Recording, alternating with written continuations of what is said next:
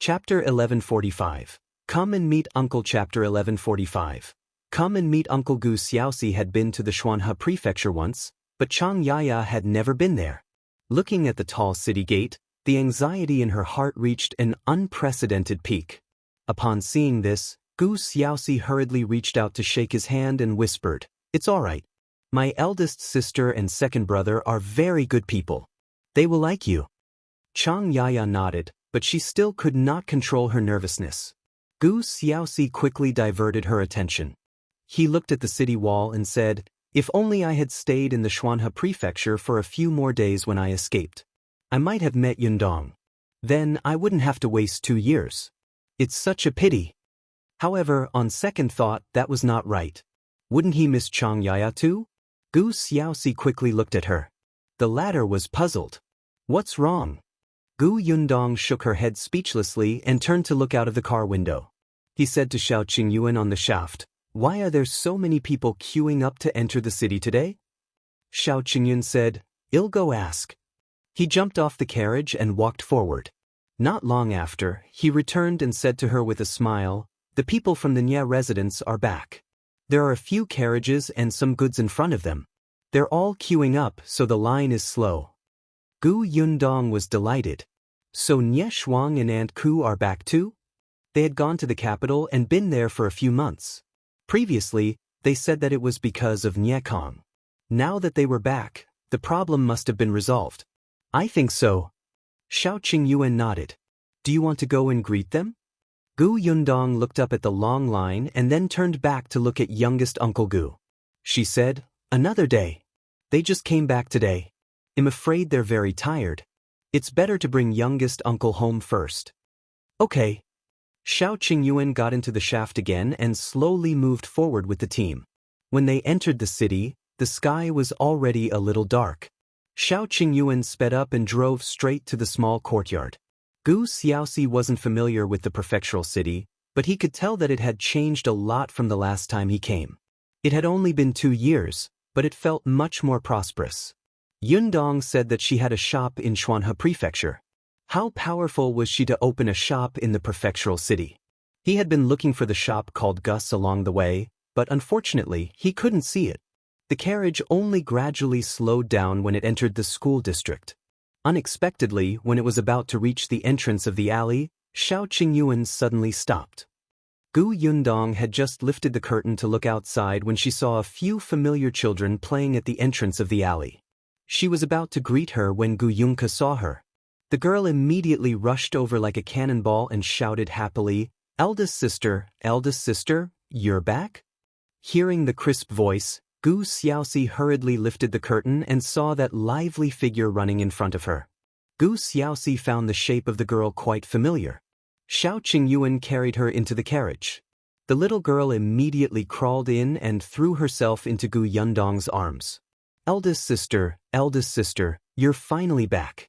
Father and eldest aunt are waiting for you.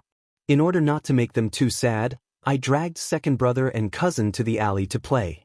This way, I can see you the moment you come home. Am I very smart?" She puffed out her chest and looked like she wanted to be praised. Gu Yundong laughed uncontrollably and nodded vigorously. "Yes, Kiki is the smartest. Come, meet uncle." Chapter 1146. Too tragic. Chapter 1146. Too tragic. Gu Yundong turned the little girl around so that she could greet Gu Xiaoxi. Gu Xiaoxi looked at her with a face full of excitement and tears in his eyes. 2 years ago, she was a little girl who could only sleep in a wicker basket and could not even walk. Now, she could run and jump healthily. That's good. Are you Kiki?" The little girl nodded vigorously. "Are you uncle?" Gu Xiaoxi reached out and carried the little girl over. "Yes, I'm your uncle. Little Kiki has grown taller and prettier." The young lady immediately covered her face shyly. Then, she paused and lowered her head. She took out a date from her small bag and stuffed it into Gu Xiaoxi's mouth. After some thought, she took out dried fruits and placed them in his hand. Then, she raised her head and looked at him carefully. She muttered softly, "You're still too thin." Hence, she continued to dig around in her bag. After taking out a handful of melon seeds and stuffing them into the pocket of her clothes, She removed the entire bag from her neck. After a moment of silence, she gritted her teeth and stuffed it all into Gu Xiaoxi's arms. Gu Xiaoxi was speechless. Gu Yundong almost died of laughter when she saw the fearless expression on her face. Why did you give all your precious snacks to youngest uncle? Out of sight, out of mind. The little girl focused on Gu Yundong and said, Eldest aunt said that younger uncle had suffered a lot. He must not have been able to eat his fill in the past 2 years, and his clothes are not warm.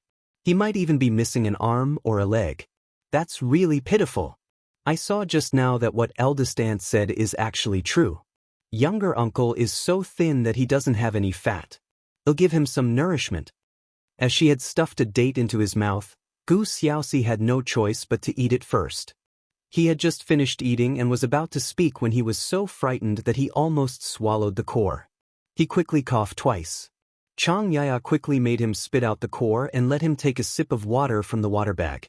Only then did he catch his breath. The little girl looked puzzled. Was that datia euro poisonous?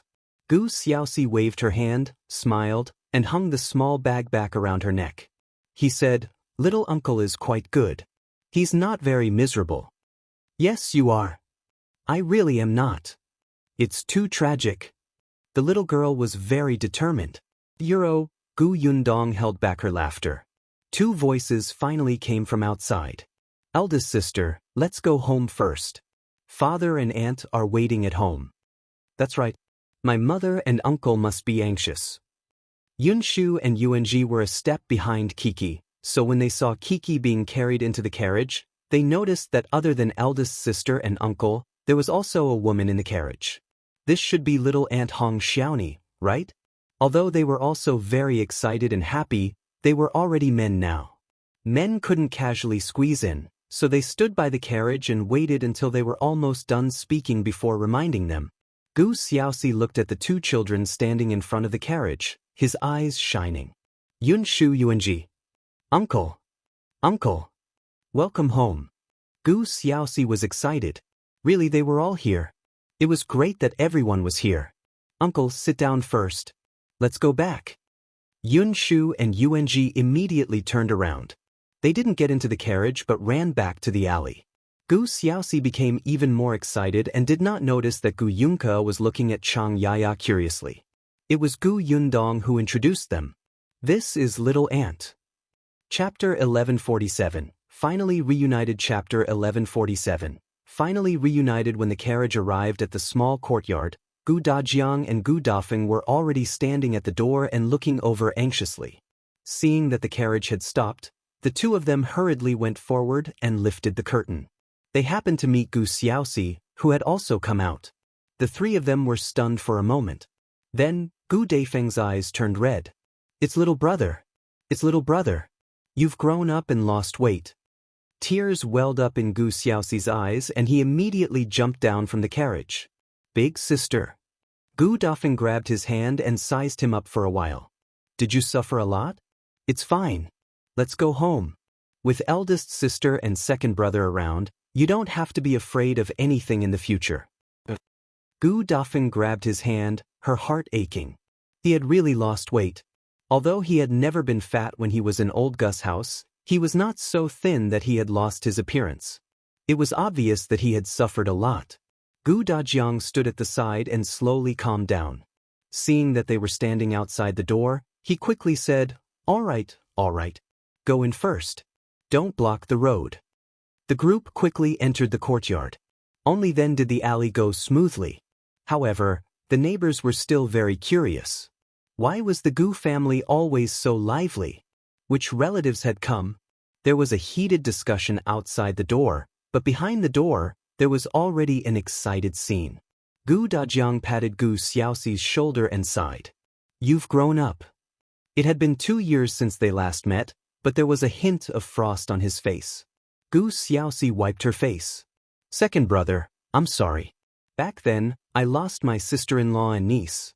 You clearly entrusted them to me, but I still owe. All right, let's not talk about this. It's all in the past. Yundong and the others are fine. Don't take it to heart and add to your burden. As Gu Dajiang spoke, he saw Xianxia standing at the side. He immediately smiled and asked, "Is this your wife?"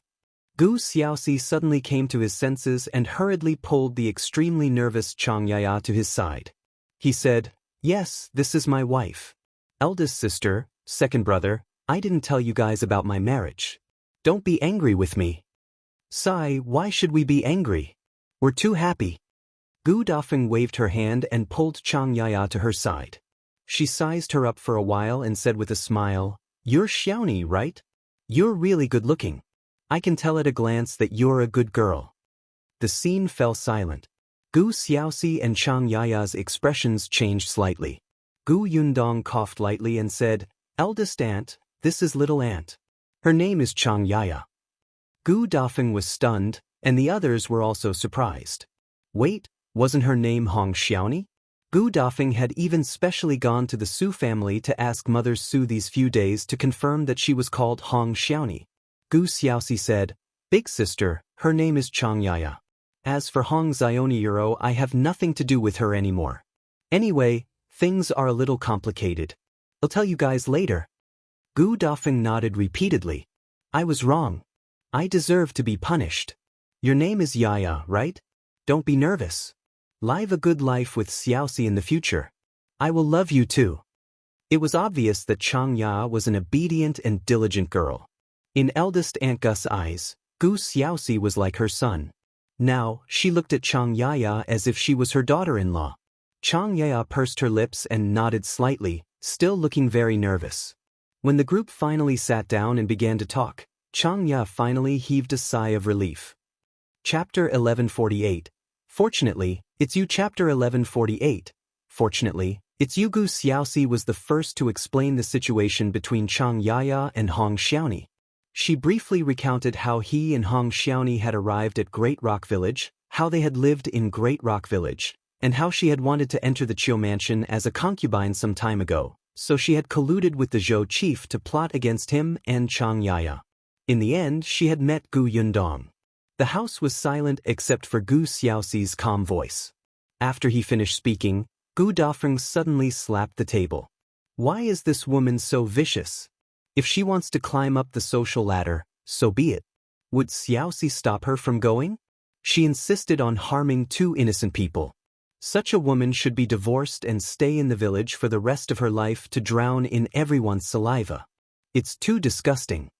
The others nodded, and Gu Dajiang clenched his fists. After a while, he looked at Shao Qingyuan, who inexplicably felt a chill run down his spine. Unexpectedly, Gu Dajiang said, "Fortunately, it was you and Yundong who went to Great Rock Village. If you had brought your eldest aunt and me along, we would probably have been delayed on the way. If we were half a day late, I'm afraid we wouldn't have seen Xiaoxi again. Thankfully it was you." Therefore, he did not pursue the matter of Shao Wen's absence. Gu Dajiang was a smart person.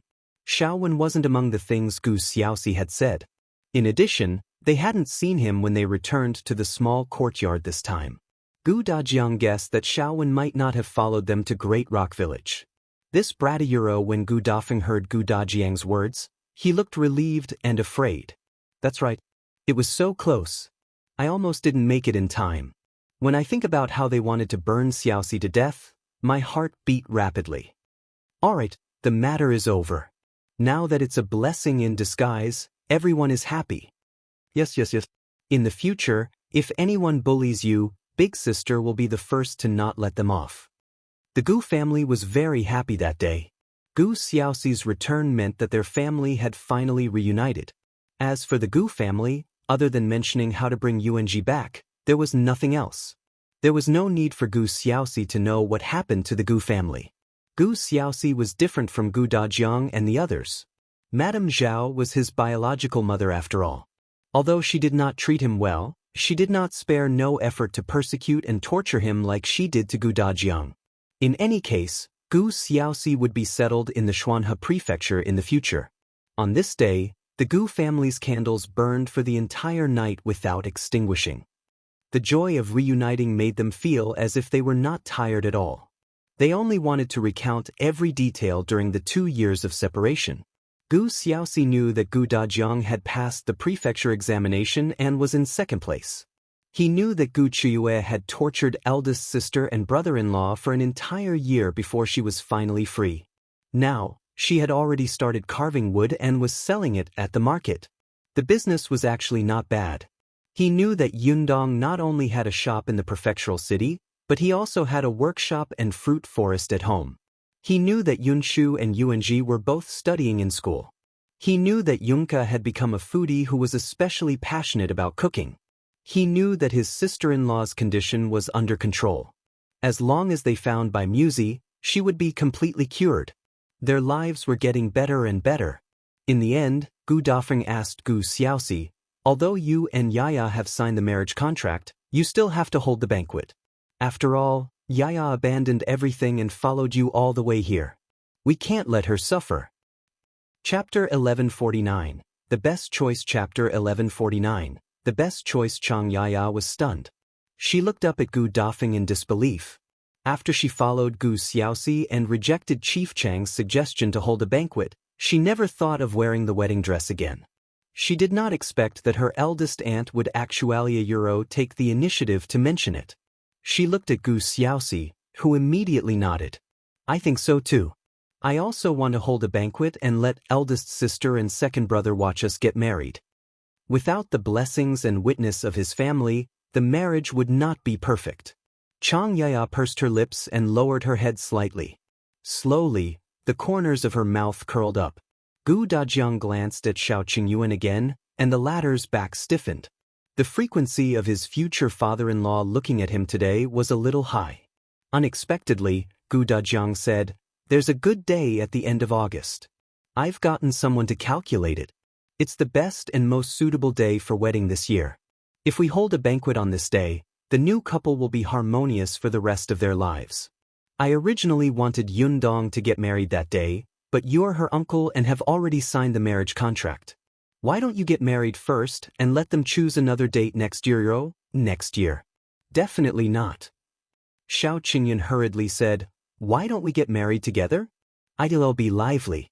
Uncle hasn't been in the Xianxia prefecture for long, and he doesn't know many people. It's a little cold to hold a wedding banquet alone.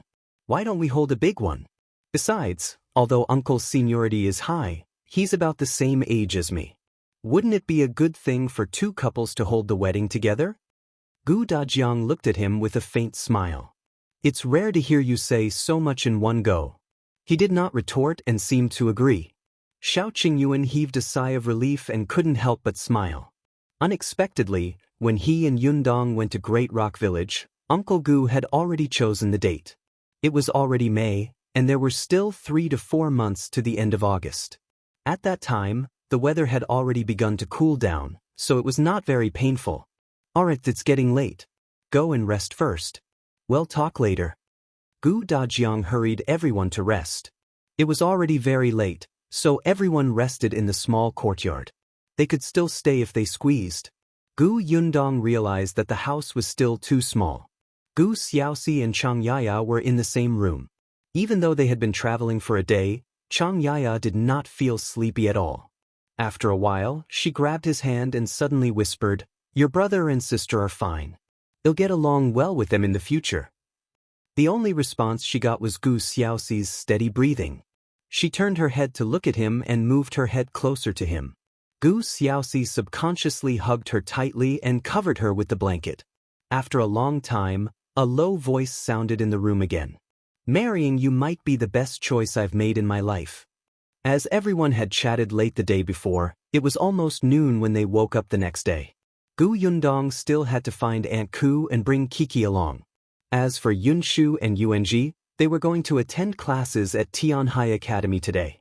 It was said that a rather famous teacher was coming. It was a rare opportunity for Yunshu and her brother. They couldn't miss it. Before Gu Yundong left, he asked Gu Xiaoxi, "Do you want me to bring you out for a walk?" Gu Xiaoxi thought for a moment. "All right." Hence, Gu Yundong brought the two of them into the carriage. However, just as the carriage drove out of the alley, another person entered.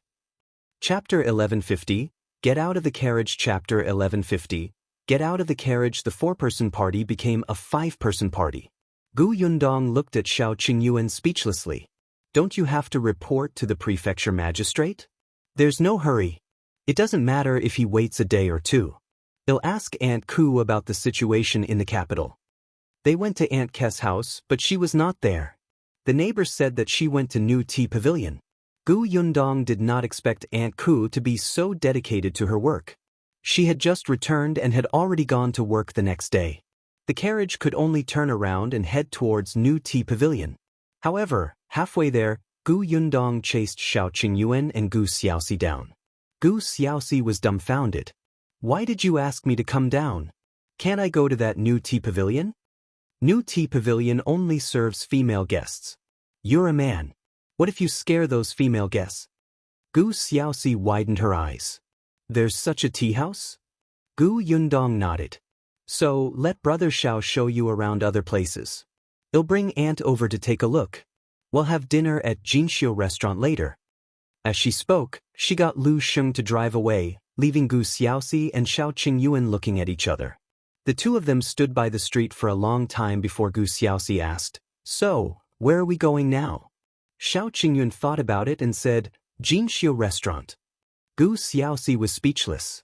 Wasn't it supposed to be the last place where they gathered for dinner? However, Shao Qingyuan had already taken the lead and walked towards the Xianxia restaurant. To bring a man shopping? Forget it, let's go to the restaurant to listen to books. It was said that the Xianxia restaurant had also brought in storytellers recently and began to talk about the cowpox vaccination method. It was quite strange. This matter had already been a few months ago. How could it still be so popular now? Gu Yundong did not know that Shao Qingyuan had gone straight to their destination to wait for them. She introduced the New Tea Pavilion to Xianxia. The New Tea Pavilion mainly entertains female guests. There are also children who like to go there and meet new friends. The little girl, who was peeling the melon seeds one by one and planning to eat them, looked up in confusion when she heard her name. Gu Yundong raised her hand and patted her head. She took away the melon seeds that Kiki had placed on the low table and stuffed them into her mouth. Gu Yunka? What happened just now? Where were her melon seeds? The most popular thing in New Tea Pavilion is milk tea. However, it's not good to drink too much milk tea. It's easy to gain weight. Therefore, the female shop assistants will remind those madams and young ladies who often order milk tea to try other things, such as flower tea, black tea, ginger tea, fruit tea, and some snacks and pastries. They're all selling well. You can try them when we reach the shop. Xianxia quickly shook her head. They sound very expensive. I don't want them. She had heard it clearly. Yundong said that the people who went to the shop were all madams and young ladies. It was obvious that they were rich. Their food and drinks were definitely not cheap. Kiki peeled a few more melon seeds. Just as she raised her head to rest, she replied, It's expensive if they're sold to others, but it won't be expensive for little Aunt to drink. Xianxia liked Kiki very much and immediately asked her with a smile, Why? Because my sister owns the shop. She thought for a moment and shook her head. No, my sister owns it with someone else. Xianxia suddenly raised her head. Sheyuro opened it? As they spoke, the carriage stopped at the entrance of New Tea Pavilion. Chapter 1151. She's Too Attractive. Chapter 1151. She's Too Attractive. Gu Yundong was the first to get out of the carriage. She carried the little girl who was busy stuffing melon seeds into her mouth. When Xianxia came down, she was shocked.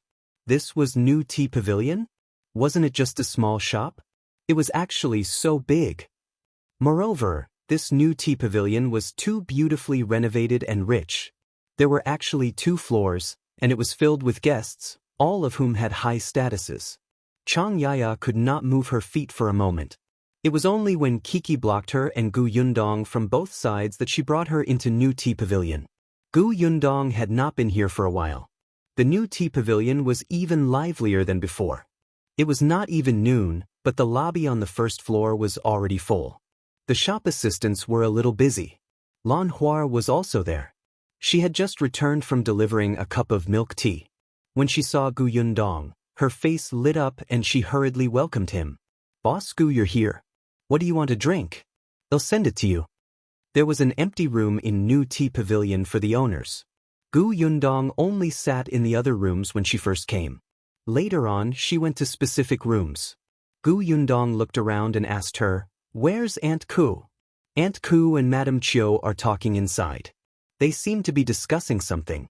They'll call them. Lan Hua was about to leave. Gu Yundong stopped her. "No need. Let's wait for them to discuss it first. This is my aunt. Bring us 2 cups of milk tea and 1 cup of milk for Kiki." "All right, boss." Gu Yundong brought Xianxia, who was very cautious and did not know where to put her hands and feet, into the backyard.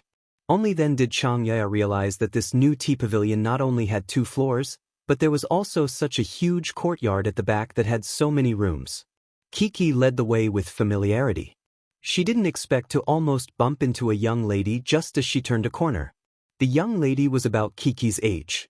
Her face was filled with tears, as if she had just cried. Kiki thought that she had scared her to tears. She quickly touched her face and felt that it was not scary. Then she said nervously, "I'm sorry. I walked too quickly. Don't cry.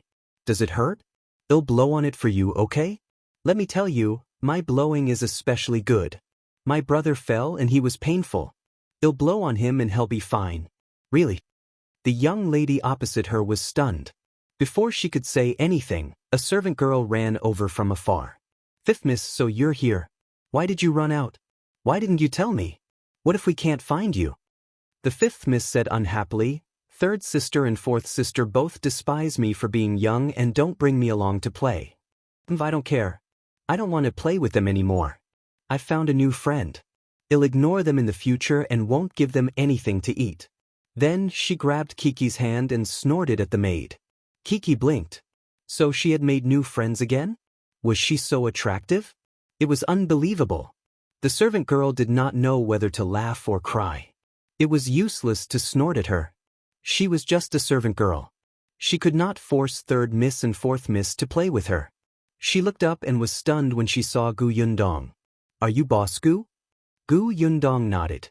"I am." She smiled at the little girl and asked, "What happened?" The maidservant shook her head. How could she tell anyone about her master? However, the 5th young lady was very angry and said it out loud. Chapter 1152, Gu Yundong choked. Chapter 1152, Gu Yundong choked. "My 3rd and 4th sisters are drawing, writing, and playing chess in the house. I want to play too, but they say that I'm young and won't play with me. How am I young? I'm already 4 years old." When Kiki heard this, her eyes lit up.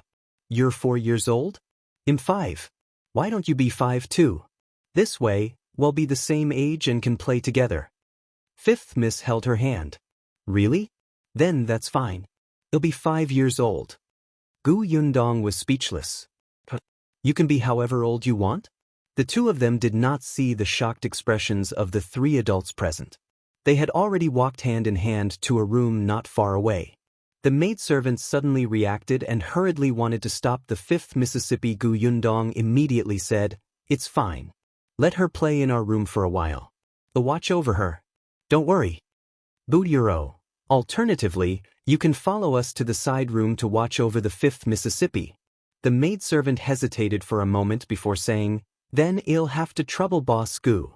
She did not have to take care of 5th Miss alone. 3rd Miss and 4th Miss were in another room.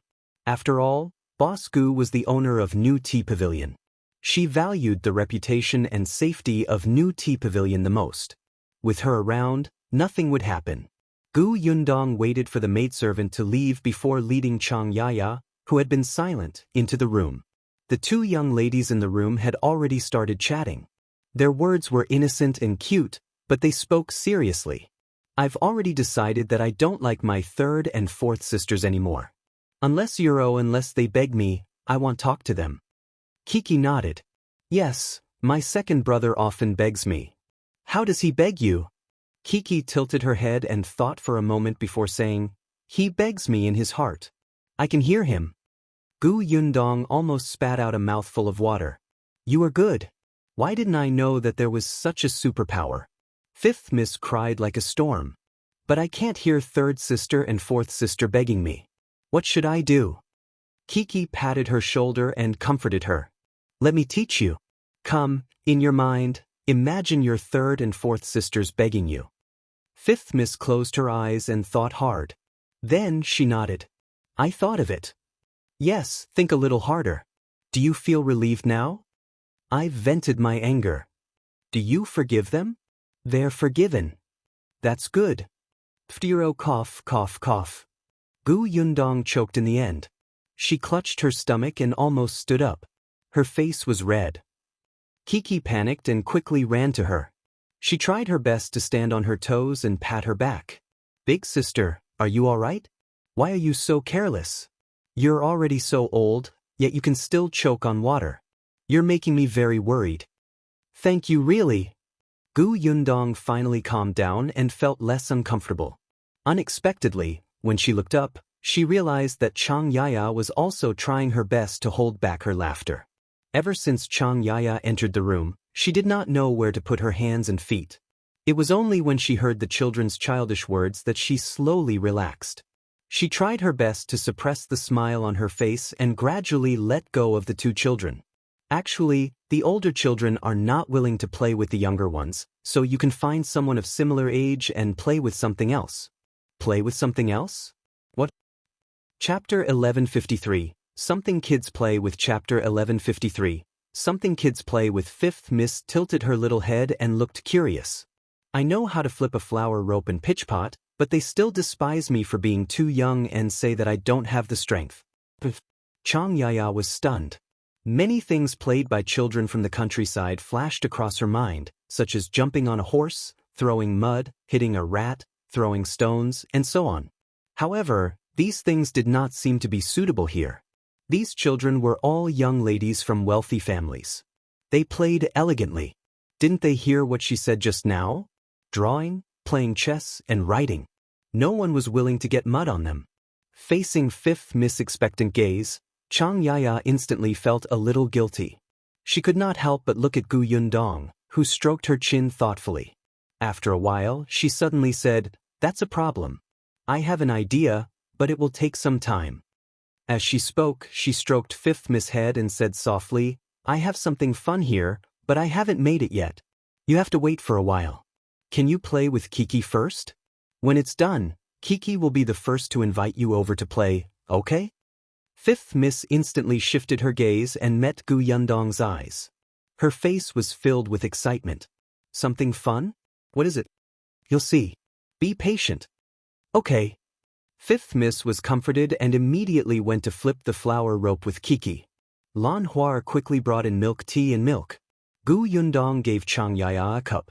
Xianxia only felt that the cup was filled with a sweet fragrance.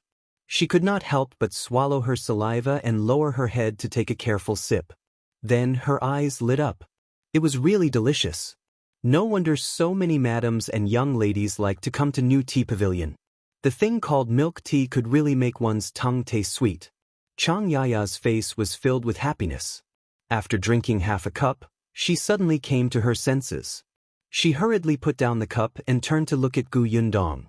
Unexpectedly, Gu Yundong took out a piece of paper and a brush from somewhere and was seriously drawing something.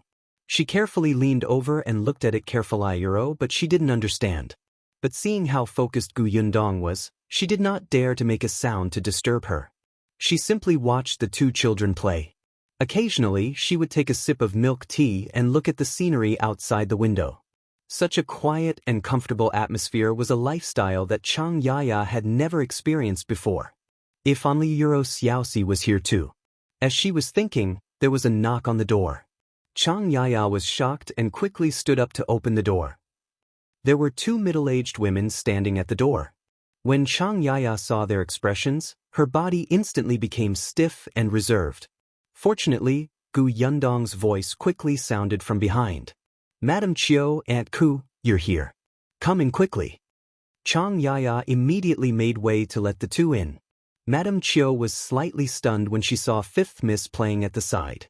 When Kiki saw Aunt Ku smiling sweetly at her, she didn't rush over and throw herself into her arms because she still had to accompany her heartbroken friend who had been abandoned by her two sisters.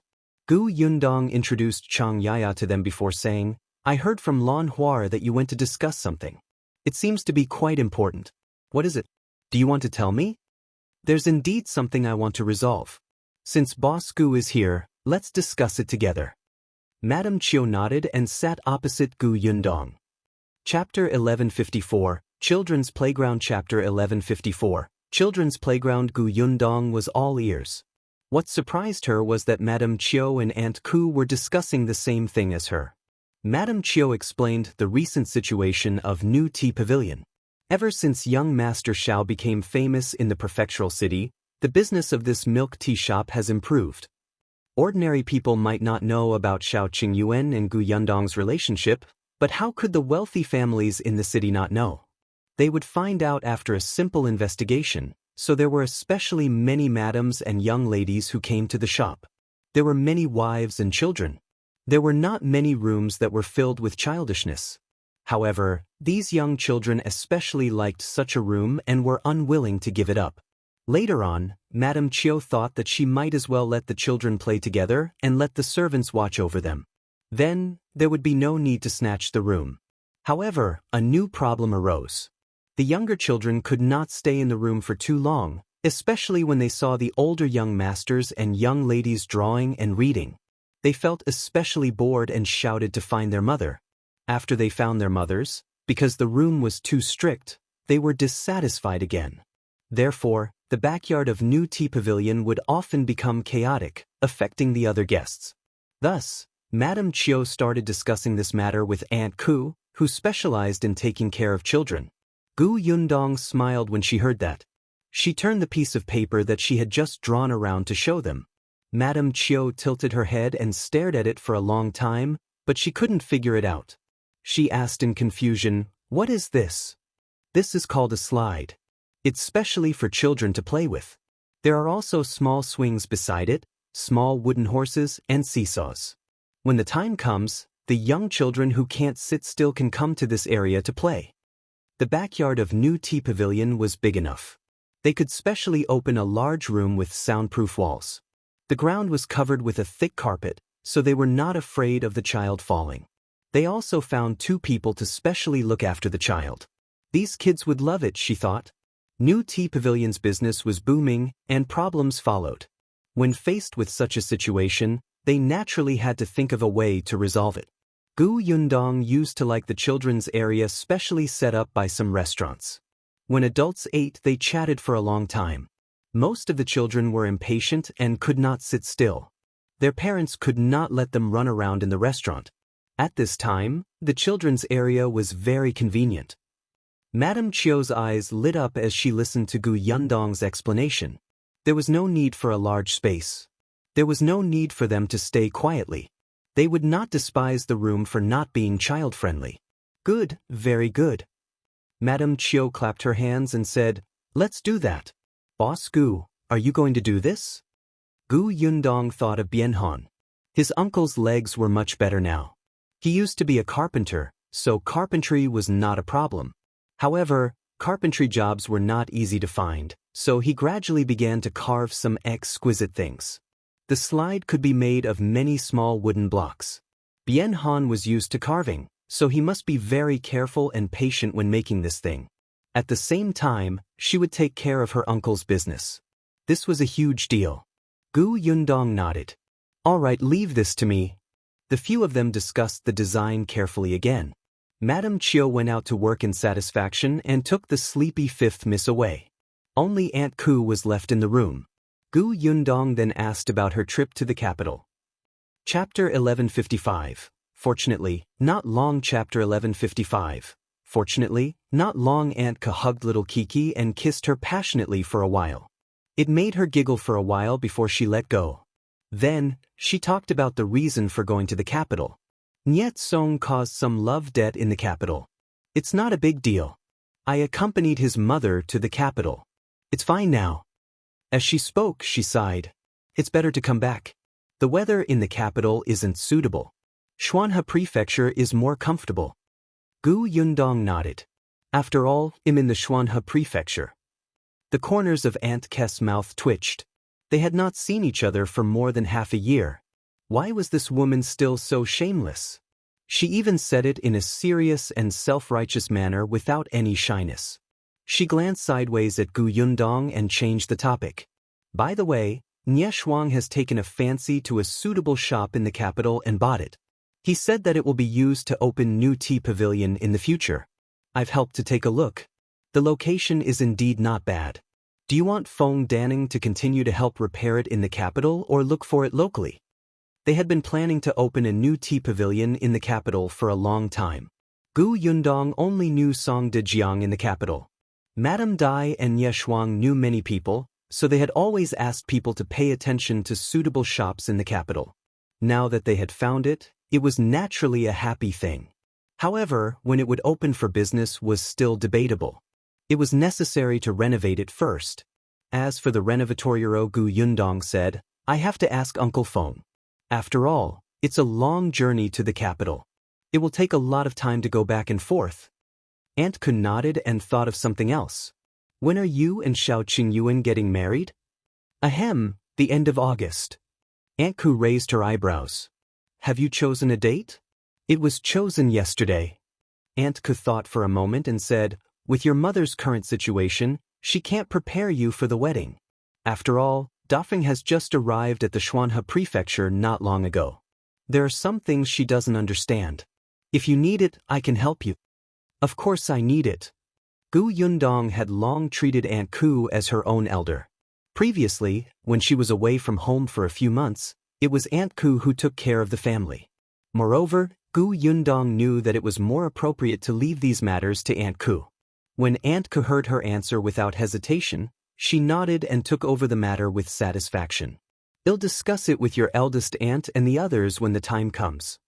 Gu Yundong quickly told her about Gu Xiaoxi and Xianxia. When the time came, the two pairs would get married together. Aunt Ku had an idea. Gu Yundong chatted with her for a while longer. Seeing that it was getting late, she left New Tea Pavilion with Xianxia and Kiki and headed for Xianxia restaurant. When the three of them entered the room, Gu Yundong noticed that there were many peanuts and snacks on the table. More than half of them had been eaten. She was immediately curious. Have you been here for a long time? Shao Qingyuan was calm. Not long. Gu Xiaoxi smiled. I've heard 3 stories from the storyteller. It's really nice. Gu Yundong, €1. Xianxia immediately sat beside Gu Xiaoxi and asked softly, what story did you tell? I'll tell you when we get back. He whispered into her ear. Shao Qingyuan coughed lightly as if nothing had happened. He raised his voice and called out to the waiter outside, serve the dishes. Gu Yundong held back her laughter.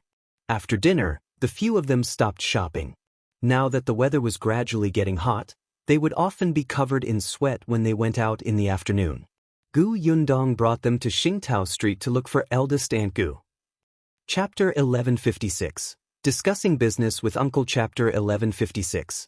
Discussing business with Uncle. Ever since she found out about youngest Uncle Gus' whereabouts at the Su residence, Gu Yundong had rushed home with eldest Aunt Gu. Hence, Gu Yundong had never taken a closer look at the house she rented. When she came in again, the house had changed drastically. Bien Han was a carpenter and was best at repairs. Not only did he have a few more shelves in the courtyard, but he also had 2 more benches. Eldest Aunt Gu was very happy to see them. She quickly showed them around her courtyard. Although it's rented and not very big, it's enough for the 3 of us to live in. There's also a small warehouse here with some trinkets carved by his father. Gu Yundong went to look at the carvings. Compared to the small carvings at the beginning, these carvings were more exquisite now. These wooden carvings were in sets. According to eldest Aunt Gu, these sets of wooden carvings were especially popular. There were even some customers who would customize their wood carvings when they saw that something was missing. It seemed that eldest Aunt's business was not bad. After coming out of the warehouse, Gu Yundong turned around and said to Bien Han, Uncle, I have a business deal to discuss with you. I wonder if you're interested. Bien Han was stunned. Business? Yes, I want to hire you to help me make a set of things. Bien Han immediately waved his hand. Yundong, just tell me what you want to do. I can do it immediately. You're treating me like an outsider if you talk about business. Eldest Aunt Gu also nodded at the side. That's right, that's right. You're still talking about money with Aunt and Uncle? Gu Yundong did not know whether to laugh or cry. And if I ask Uncle to do it myself, I would definitely not be polite. But this is a job in the shop. How can I take advantage of Uncle? From the shop. Gu Dafeng was surprised. New tea pavilion? Gu Yundong nodded. Gu Dafeng immediately became excited. New tea pavilion was not Yundong's own business. Of course, the accounts had to be clearly divided. She did not refuse. Then what else does the new tea pavilion need him to do? Do you want to carve things? Do you have any requirements for wood? Bien Han rubbed his hands excitedly as he listened from the side. New tea pavilion's business. From Yundong's words, it was a big business. Among the people present, only Xianxia knew what kind of job it was. Shao Qingyuan and Gu Xiaoxi were both confused. Gu Yundong entered the house with a smile and showed Bien Han the drawings he had made earlier. This is a slide. It's not a small carving. It's a bigger one. It's for children to play with. Can Uncle make it? Bien Han took the blueprints over. He could not understand the blueprints at first, especially the blueprints drawn by Gu Yundong. Only someone like Feng Danning, who had worked with her before, could understand them at a glance. However, Bien Han had been staying in the small courtyard for the past few days. Gu Yundong and Gu Dajiang had painted a lot, so he would also ponder over it. In addition, a portion of the set of things he had carved previously had been drawn by Gu Yundong, so he was quite familiar with this. However, the blueprint this time was of a larger size. He needed Gu Yundong to explain it to him in detail. Bien Han's eyes lit up as he listened. He looked at the blueprint again and again. After a while, he said, "Independent Illinois, try it first and make a small one first." Seeing how cautious he was, Gu Yundong felt that there was no problem. Bien Han immediately took a piece of wood and began to work while Gu Yundong and the rest went to the Su residence. Chapter 1157, High Pay. Chapter 1157, High Pay. After returning from Great Rock Village, Gu Yundong felt that she still had to make things clear to Mother Su about Hong Xiaoni. Gu Xiaoxi also wanted to visit Mother Su. When she first came to the Xuanhe prefecture, Mother Su had also taken care of him. Moreover, it was Mother Su who told Gu Yundong about him. That was why their family was reunited. They were truly grateful to her. Shao Qingyuan was holding the gifts in his hand when the group entered the Su residence. Mother Su had yet to recognize Gu Xiaoxi at a glance. It was only when she heard him introduce himself that she suddenly reacted. However, she saw Xianxia standing beside Gu Xiaoxi. Hong Zionia Euro was not around. Mother Su was stunned for a moment until Gu Yundong told her the whole story. Mother Su was silent for a while after hearing that.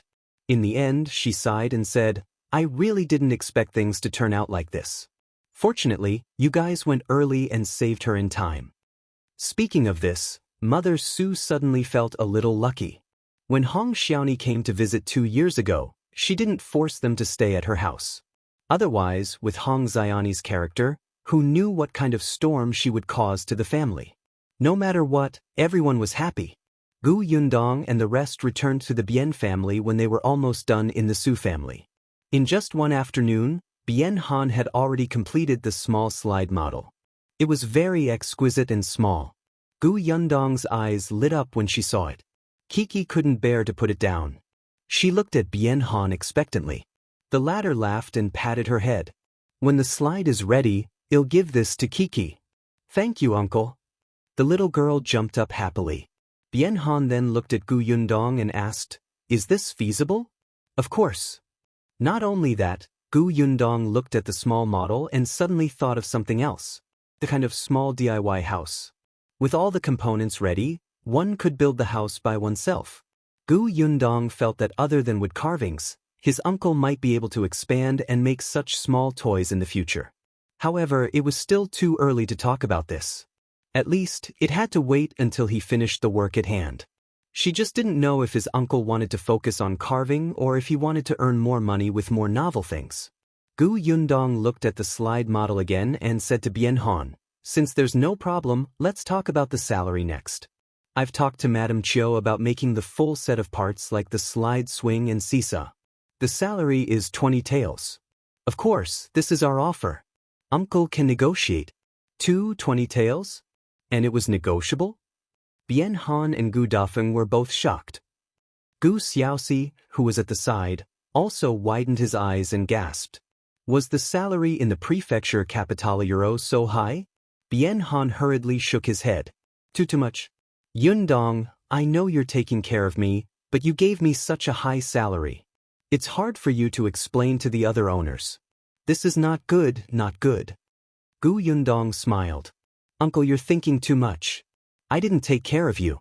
This was Madame Chio's suggestion in the first place. You can ask Aunt. She heard it too. Xianxia immediately nodded.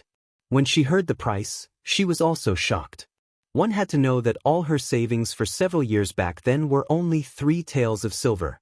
Gu Yundong smiled. Besides, this job is not as easy as you think. Chapter 1158. Half a month later. Chapter 1158. Half a month later. First of all, the slide and swings are for children, so they have to be very sturdy. At the very least, they have to be safe. They have to be smooth and not have wooden spikes. Secondly, this thing has to be very strong.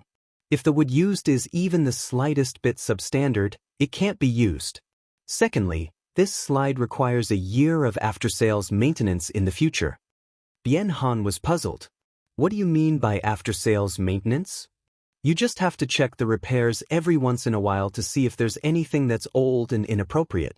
You have to repair and adjust it in time. Bien Han was enlightened. That's not a problem. Not to mention a year, even if it's 8 to 10 years, it'll still go. There was no need for 8 to 10 years. After all, New Tea Pavilion's business was good. When the slide was old, it would definitely be replaced generously. There's one last point. Uncle, your legs have just recovered after all. Some rough and tiring work is still not suitable for you. I'm thinking, can we hire a small worker to help? Bien Han was stunned. He had really never thought about this. But what Gu Yundong said made sense. It was not easy for him to treat his leg. If it broke again because of this, it would be a huge loss. But who should he hire? Bien Han was conflicted. Gu Xiaoxi hurriedly pointed at herself and said, brother-in-law, I can help you. Bien Han turned to look at him, and his eyes suddenly lit up. Yes, Xiaoxi had just arrived at the Xuanhe prefecture, and she didn't have any work to do now. He was also young and capable, and he was family. He didn't have to worry about leaking Yundong's blueprint. He was the most suitable candidate. All right, then help me. Well, split the money we earn equally. Gu Xiaoxi hurriedly waved her hand. How can we split it equally? I'm just a helper. I don't know much about carpentry. If we split the wages equally, what kind of person would I be?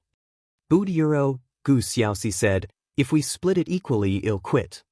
Seeing this, Gu Yundong could only say to Bien Han, Uncle, it's indeed not appropriate to split it equally. Why don't we do this? Since Uncle is here to help, you'll give him the salary of the workers in the prefectural city. How about that? Bien Han thought about it and nodded in agreement. In the following days, Bien Han and Gu Xiaoxi started to get busy. Because they had to check the location and size of the rooms, the closing time of the New Tea Pavilion had been adjusted for the past few days. It was brought forward by an hour. After the guests had left, Bien Han brought Gu Xiaoxi to take a look at the location. When he was almost done with his research, he started to do it. Because of this, Xianxia stayed with Gu Xiaoxi at the Bien family's house and took care of their meals and daily necessities. Anyway, Yuanji and Yunshu had already returned to Fengkai County to attend classes. Hence, the couple also had a room to stay in and it was not crowded. Bien Han temporarily stopped carving, so Gu Dafeng naturally had less time to go to the market. Hence, she and Aunt Ku prepared for the wedding of Gu Yundong and Gu Xiaoxi. With Aunt Ke's suggestion, Gu Dafeng felt much more at ease. From the beginning, she was afraid that she would not do well. After all, she was just a countryside woman. If she was preparing for the wedding, most of it would be arranged according to the standards of the countryside. However, Yundong and Qingyuan's identities were different now. If they were doing the countryside style, they would look much more petty and would be laughed at. With Aunt Ku around, Gu Dafeng only needed to help from the side and learn more about the rules here. Half a month later, the slide of New Tea Pavilion was finally completed. Chapter 1159, New Tea Pavilion has a new thing. Chapter 1159, New Tea Pavilion has a new thing. Madame Dai and Ye Shuang both knew about slides, but they had never seen one before. They had only heard Madame Chiu give them a rough idea. Gu Yundong had always been proficient in publicity, and it was the same this time. 2 days ago, she had already informed the guests that New Tea Pavilion would be launching new things today. They were specially prepared for guests with children at home.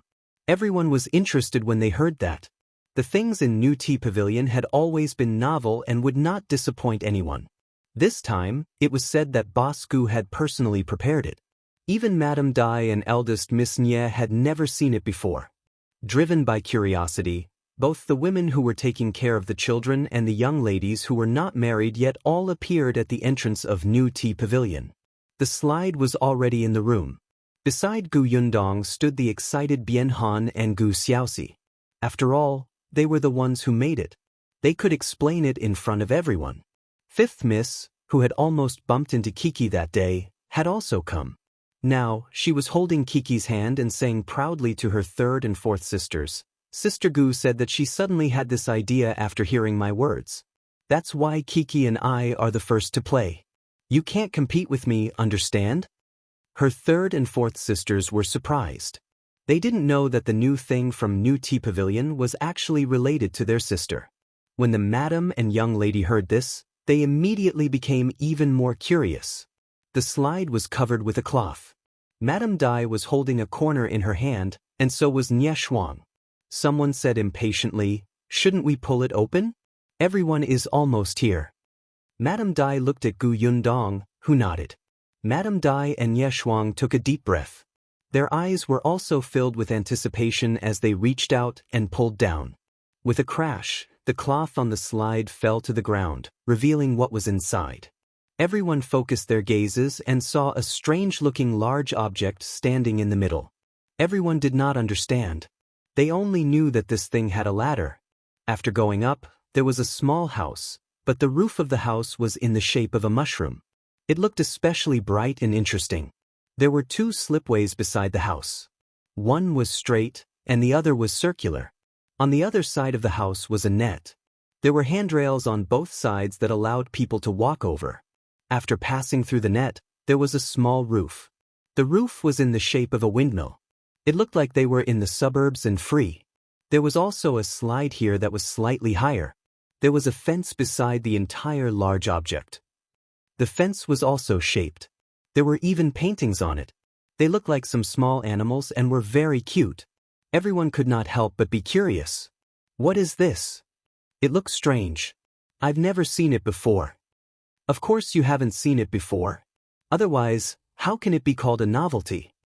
Even Madame Dai and Nye Shuang could not understand it after sizing it up for a long time. Gu Yundong gave Bien Han an encouraging look. Bien Han took a deep breath and tugged at his sweaty palms. He took a step forward and said, "Ladies and gentlemen, you must be very curious about this thing. Let me introduce it to everyone. This thing is called a slide. It's specially designed for children between 3 and 6 years old." Bien Han was stunned for a moment when he saw that everyone's gaze was on him. However, he quickly pinched himself and recited the words he had practiced at home hundreds of times. The slide allows children to exercise their physical fitness, increase the balance of their legs, and make their hands and feet more coordinated. It can also allow children to have more courage and confidence by climbing and sliding. Chapter 1160, Envy. Chapter 1160, Envy. Everyone was a little surprised. These euro had such a function?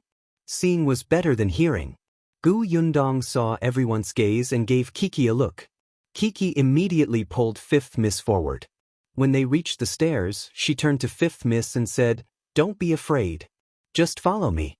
It's very fun." Fifth Miss was not afraid at all. She was eager to give it a try and nodded vigorously. Kiki started to walk up the stairs.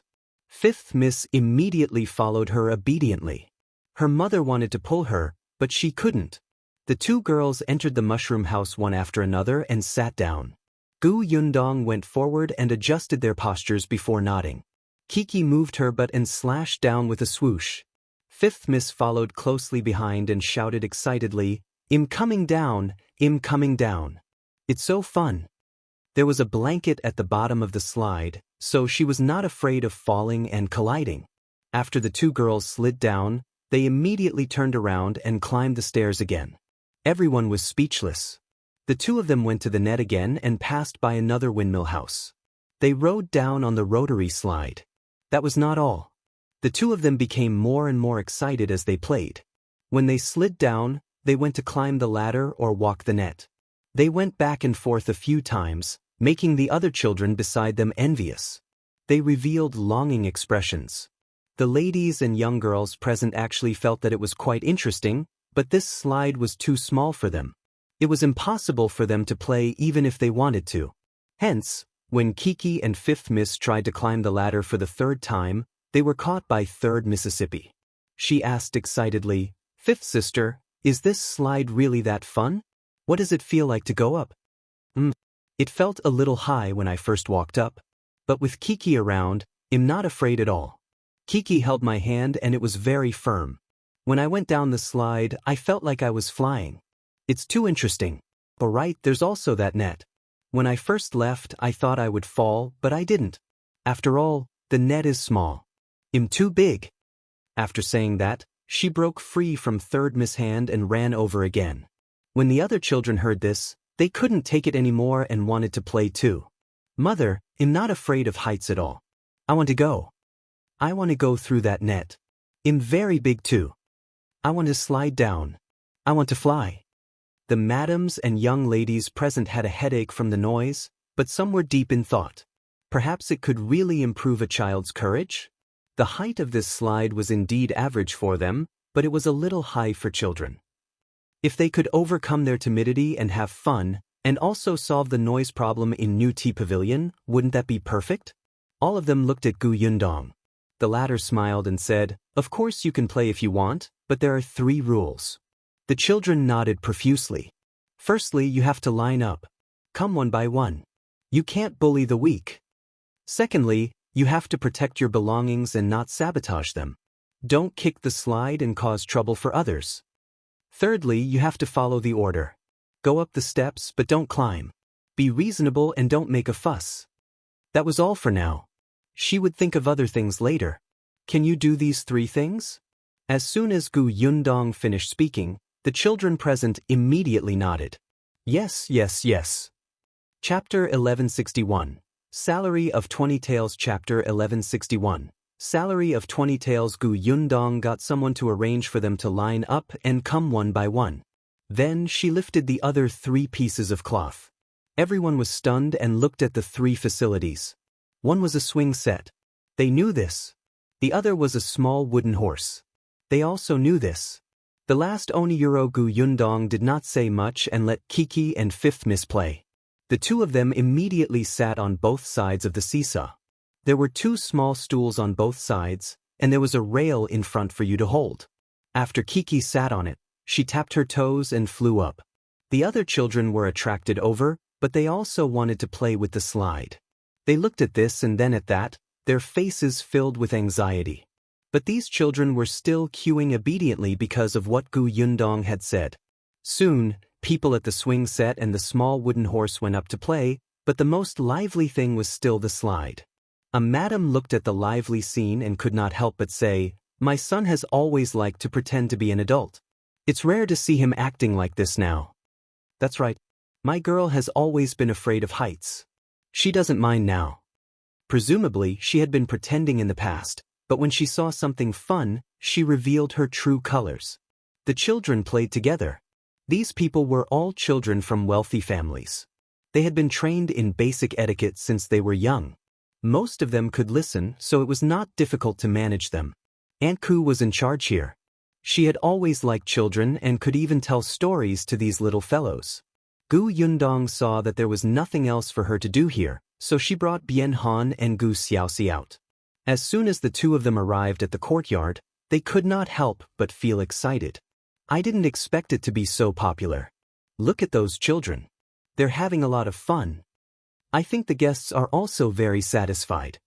Gu Yundong led them to the counter and said, "When this place becomes popular, there might be business. Uncle, you have to be mentally prepared." Bien Han clenched his fists. Will there really be business? Will they spend money to make such a thing and leave it at home? Of course there will. You'll know when the time comes. As they spoke, the three of them stopped in front of the counter. Madame Chiu was already there. When she saw Gu Yundong, she nodded slightly. Then, he took out a money bag from under the counter and pushed it in front of Bien Han. With a businesslike expression, he said, "Here 20 taels of silver. It's the fee for this slide. According to what we agreed on back then, there's still a year to repair it." 20 taels of silver. Was it really 20 taels of silver? Bien Han could be considered to have seen the world now, but earning 20 taels in one go was still a huge sense of accomplishment for him. He nodded quickly. "I'll come over often to see if the slide swing is damaged. Many thanks." Bien Han kept the silver and smiled widely. It had only been half a month, but he had already earned so much. After the payment was settled, Gu Yundong left New Tea Pavilion with the two of them. After getting into the carriage, Bien Han opened the money bag and took out the silver pieces inside. He handed 3 taels of silver to Gu Xiaoxi. "Here's your pay." The workers in the prefectural city earned about 3 taels of silver a month. This was the case for Su Changshun and Zhuangzi in Gu Yundong's shop.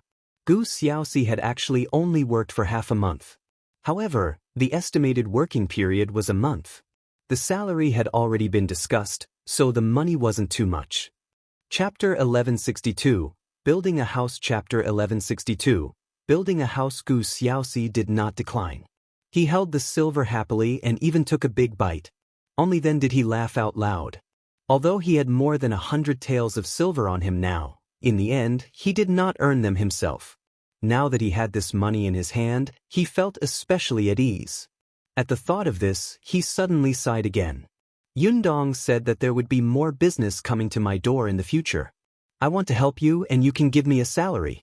Unfortunately, I have to transfer the household register to Yongfu village first and build a house. He had wanted to go back previously, but he happened to bump into Bien Han who wanted to do a slide, so he was delayed for half a month. After all, he was going to get married. How could he not have a house?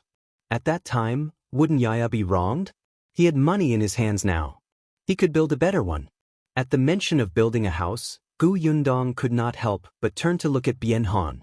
"Uncle, do you want to take this opportunity to build your house?" Bien Han wanted to cover it, but he hesitated. Now that they had some money in their hands, they had discussed with Dafeng before that it was best to build a house as soon as possible. Although they were renting a house in the city now, in their opinion, they had to have a root in their hometown. Mulan's grave was still in the back mountain of Yongfu village. Yuanji was also staying in the county city to study. In the future, when he returned to his hometown during the New Year and holidays, he could not stay in the Gu family forever. That would be ridiculous. What they were hesitating about was how the house should be built and how big it should be. Who wouldn't want to build a bigger, sturdier, and more imposing house? Especially when they saw the 2 green brick houses of the Gu and Shao families, everyone in the village was envious. When Bien Han first saw it, a raging fire burned in the depths of his heart. He secretly swore that he would do the same when he built a house in the future. He had money in his hands now. Although it was not enough, Yundong had been tight on money when she was building the house. He could borrow it and work hard. And yet Bien Han could only think about it in his heart. He did not have Yundong's courage to build such a house after escaping from the famine. He did not have Yundong's ability either. Before the house was built, she had already earned enough money. He thought about building a house that was slightly larger than the one he was renting now. However, he and Gu Dafeng were still hesitating about whether to build a mud house or a brick house.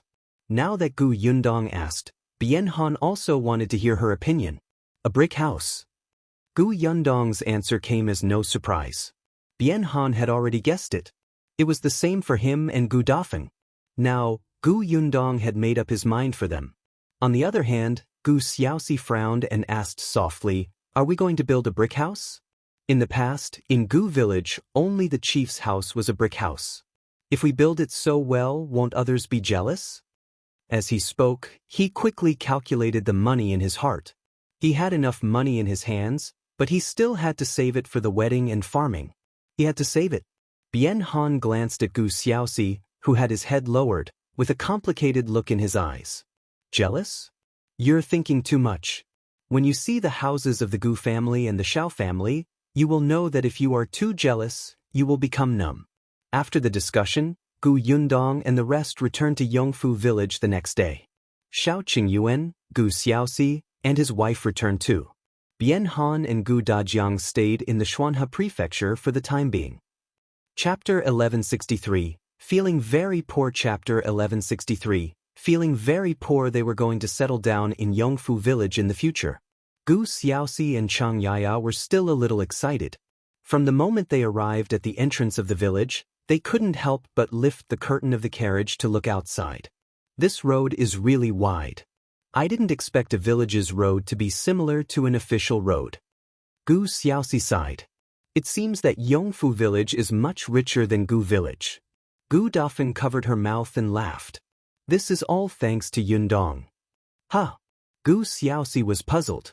Just as she was about to ask, she heard Chang Yaya's exclamation.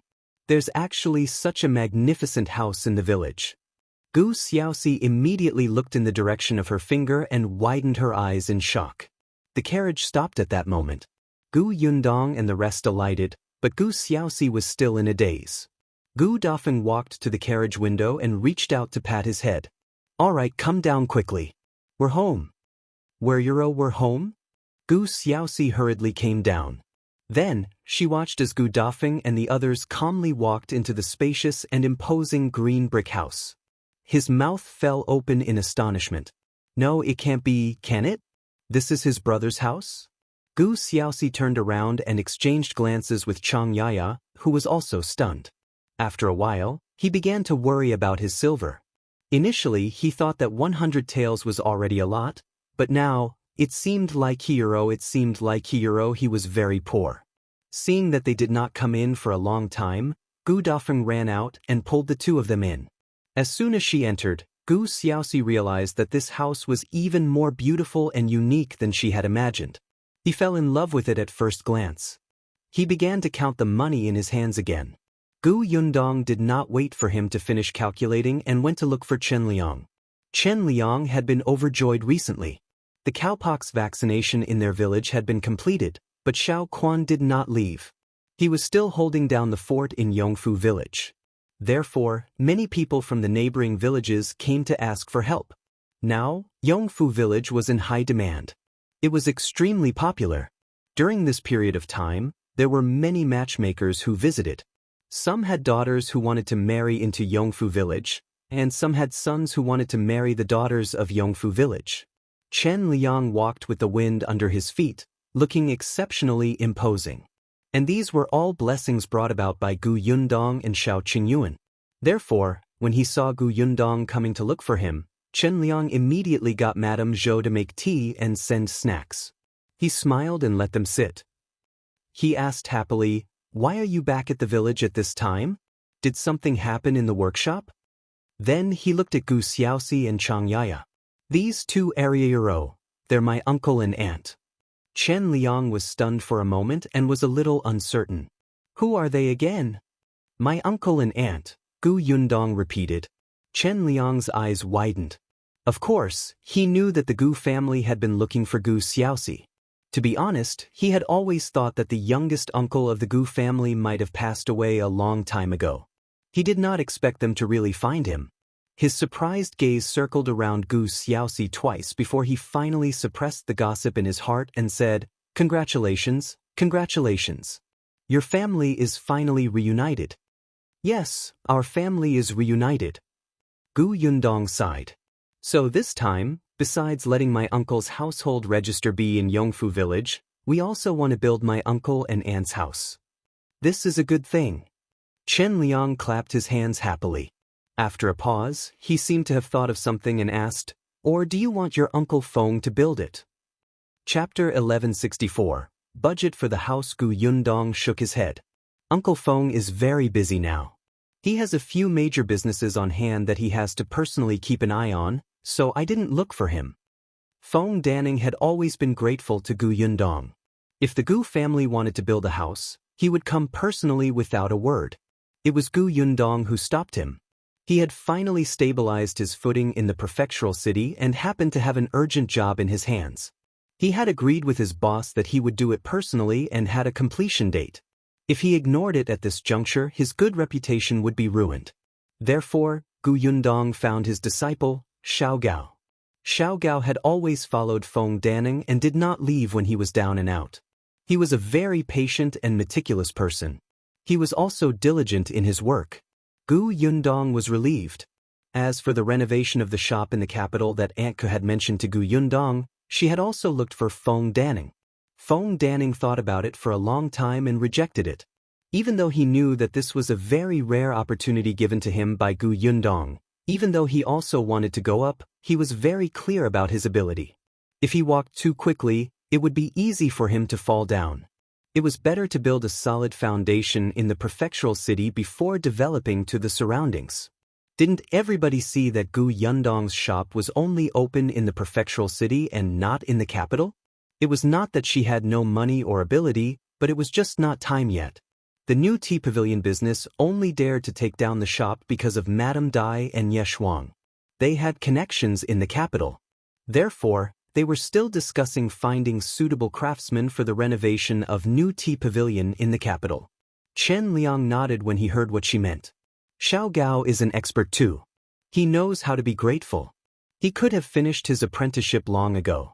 He has always been by Daning's side. It won't be a problem to hand him over. Gu Yundong nodded and told Xin Liang the start date.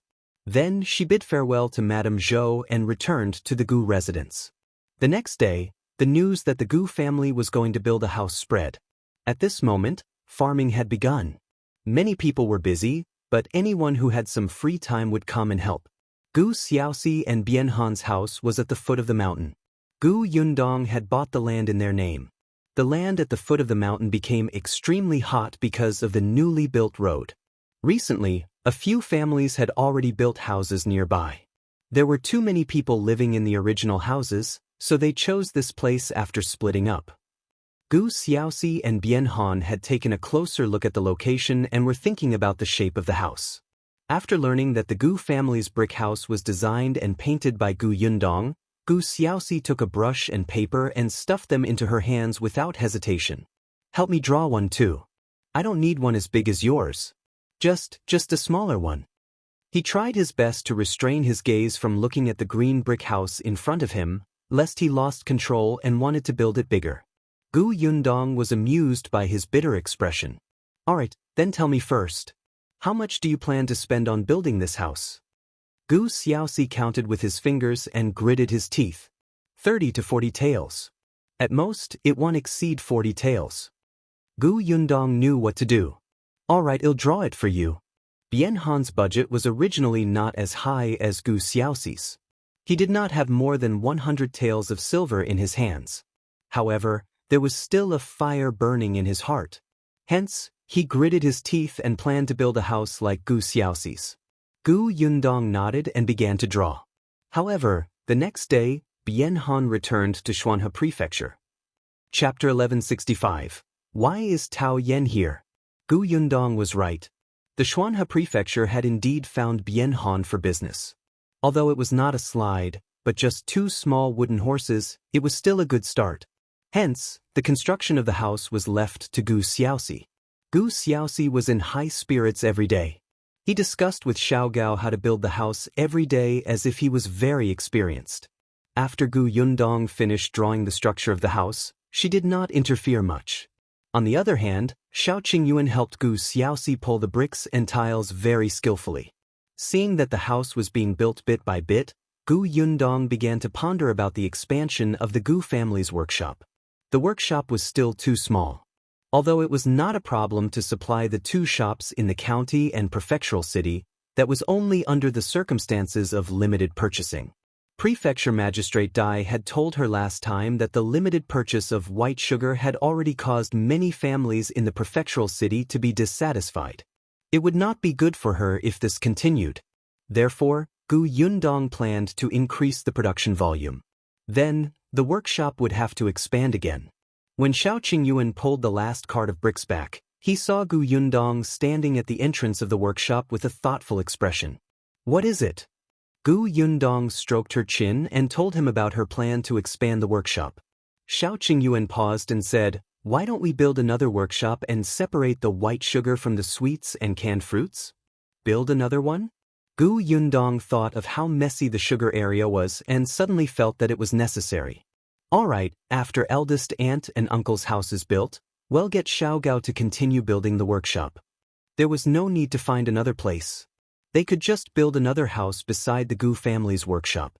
The two of them discussed the matters of the workshop. Just as they were talking excitedly, a familiar voice suddenly came from behind. Gu Yundong turned around and saw Lu Wei getting off the horse excitedly. However, what surprised her was that there was someone behind him. It was actually Euro Tao Yen? Gu Yundong could not help but look at Shao Qingyuan. Why is Tao Yen here? As he spoke, Lu Wei had already walked in front of the two of them. You guys have been back from the prefectural city for more than half a month and didn't even tell me. If I hadn't happened to come to your shop to buy things, I wouldn't have known. As he spoke, he looked behind them for a while. By the way, I heard that your uncle has been found too? Where is he? Gu Yundong was speechless. Why would you want to see my uncle? You don't even know him. I'm just curious. Gu Yundong ignored him and looked behind him. Tao Yen led his horse over and cupped his hands at the two of them. Young Master Shao, Miss Gu, sorry to disturb you. Third young Master Tao, what brings you to Yongfu village? Tao Yen smiled and said, I'm here to look for Miss Gu. Coincidentally, young Master Lu was also coming over, so we traveled together. Shao Qingyuan frowned.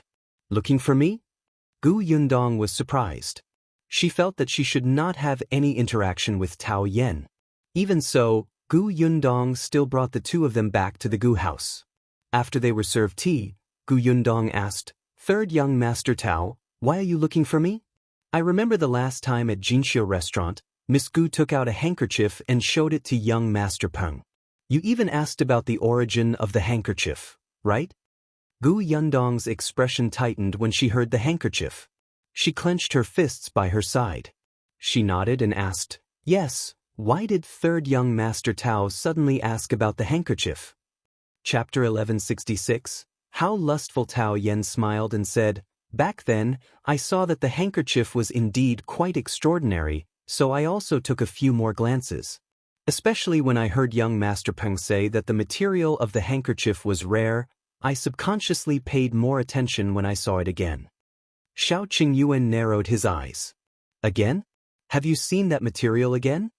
Tao Yen looked up and glanced at Shao Qingyuan. As expected, Gu Yundong did not unintentionally obtain the handkerchief. It should be special to them. Moreover, he had noticed the word Shao on the handkerchief at that time, as in Shao Qingyuan. However, looking at their expressions, Tao Yen realized that they were not completely secretive about this matter. That was right. If it was very private and they did not let anyone know, she wouldn't have asked Peng Zhongfei about the handkerchief in front of him. He sighed inwardly and said, Yes, I've seen it again. He did not wait for Gu Yundong to ask again. This time, his answer was very straightforward. A few days ago, I followed eldest brother to Jingzhou Prefecture for a business deal. The other party had a friend with him. The pouch hanging at his waist was made of this kind of fabric. At that time, I took a few more glances and thought that Miss Gu seemed to be very interested in this material, so I asked a few more questions. That person was a talkative person and really told me a lot about the material. Previously, young Master Peng said that cloth was rare and that was indeed the case. However, he was wrong about one thing. Ordinary people really don't have this material. Even if they do, they don't dare to use it. Therefore, those who can use it are all high-ranking officials and nobles. This has only happened in the past few years. If it was 10 years ago, there would be even fewer people who would use it. Gu Yundong's eyes sparkled. Few people used it 10 years ago? Brother Shao's handkerchief was from 20 years ago, so fewer people must have used it. Their range could be narrowed down again and again. Shao Qingyuan, on the other hand, was very calm. He took a sip of tea and said to Tao Yen, That person knows what happened 10 years ago? Yes, that person's status in the capital is not ordinary. It's said that 20 years ago, their Shao family was one of the top families in the capital.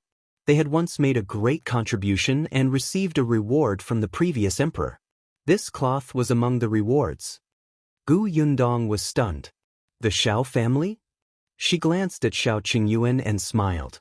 They have the same surname as brother Shao. Yeah, that is the Marquis of Huayin estate. The old Marquis back then was a famous figure.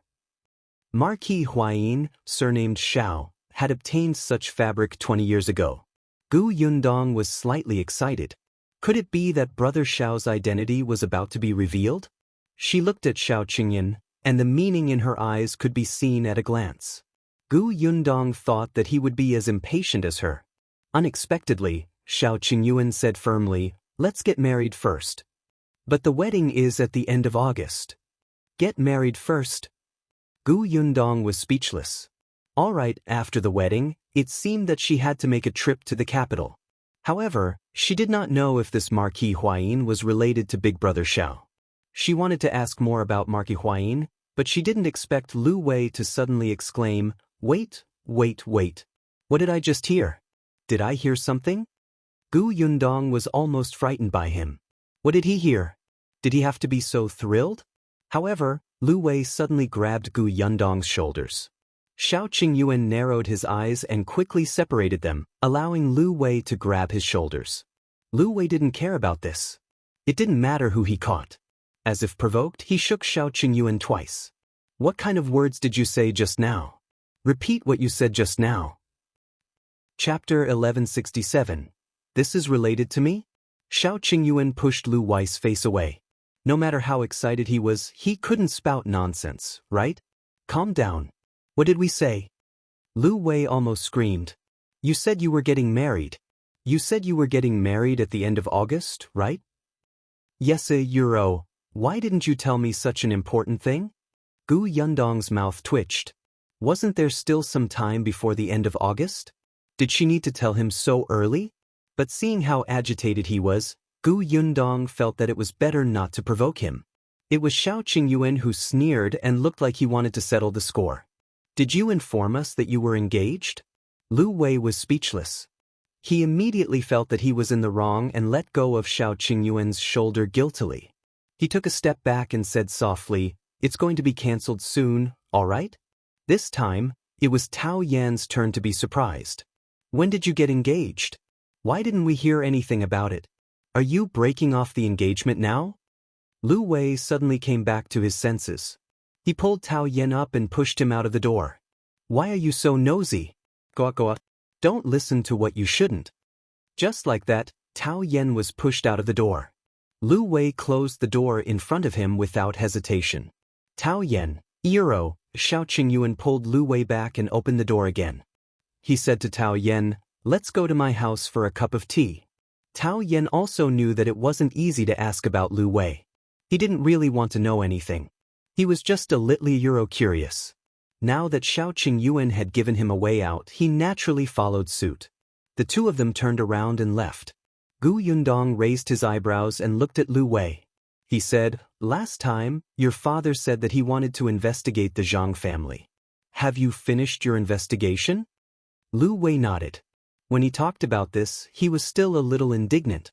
You don't know this, but that Zhang family is too despicable.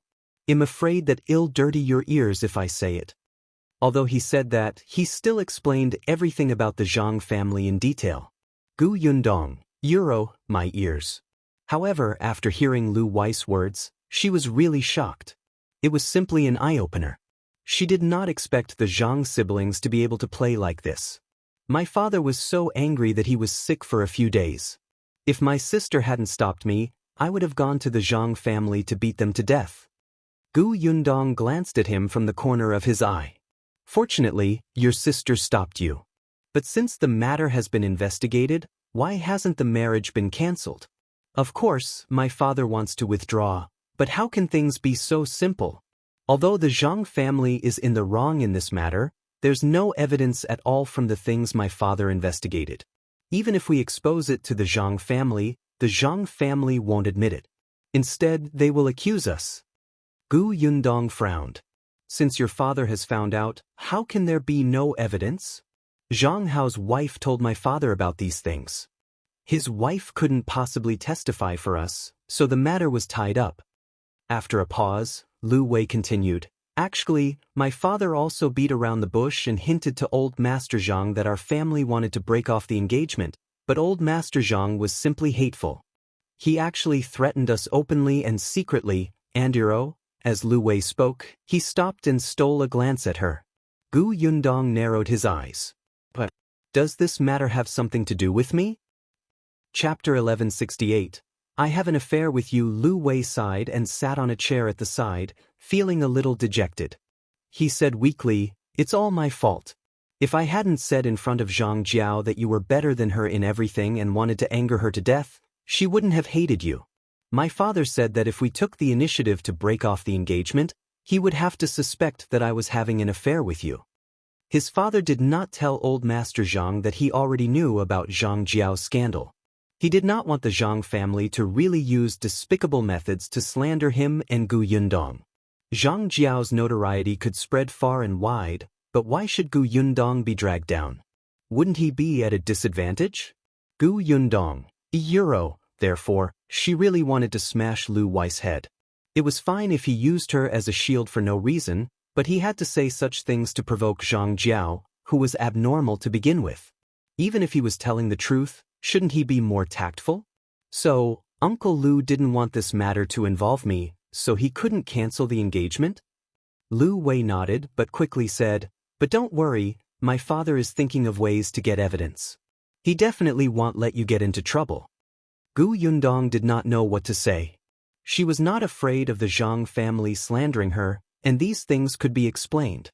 However, she would still be plagued by trouble. Old Master Lu was thinking for her and did not want her to get involved in the Lu and Zhang family's matters. That was why he delayed the disengagement. It was just that the Zhang family was too disgusting. It seemed that they had to cling to the Lu residents. It did not matter even if they became enemies. Gu Yundong suddenly narrowed her eyes. The marriage between the two families would definitely be a good thing. Why did old Master Zhang seem to be clinging to the Lu residents?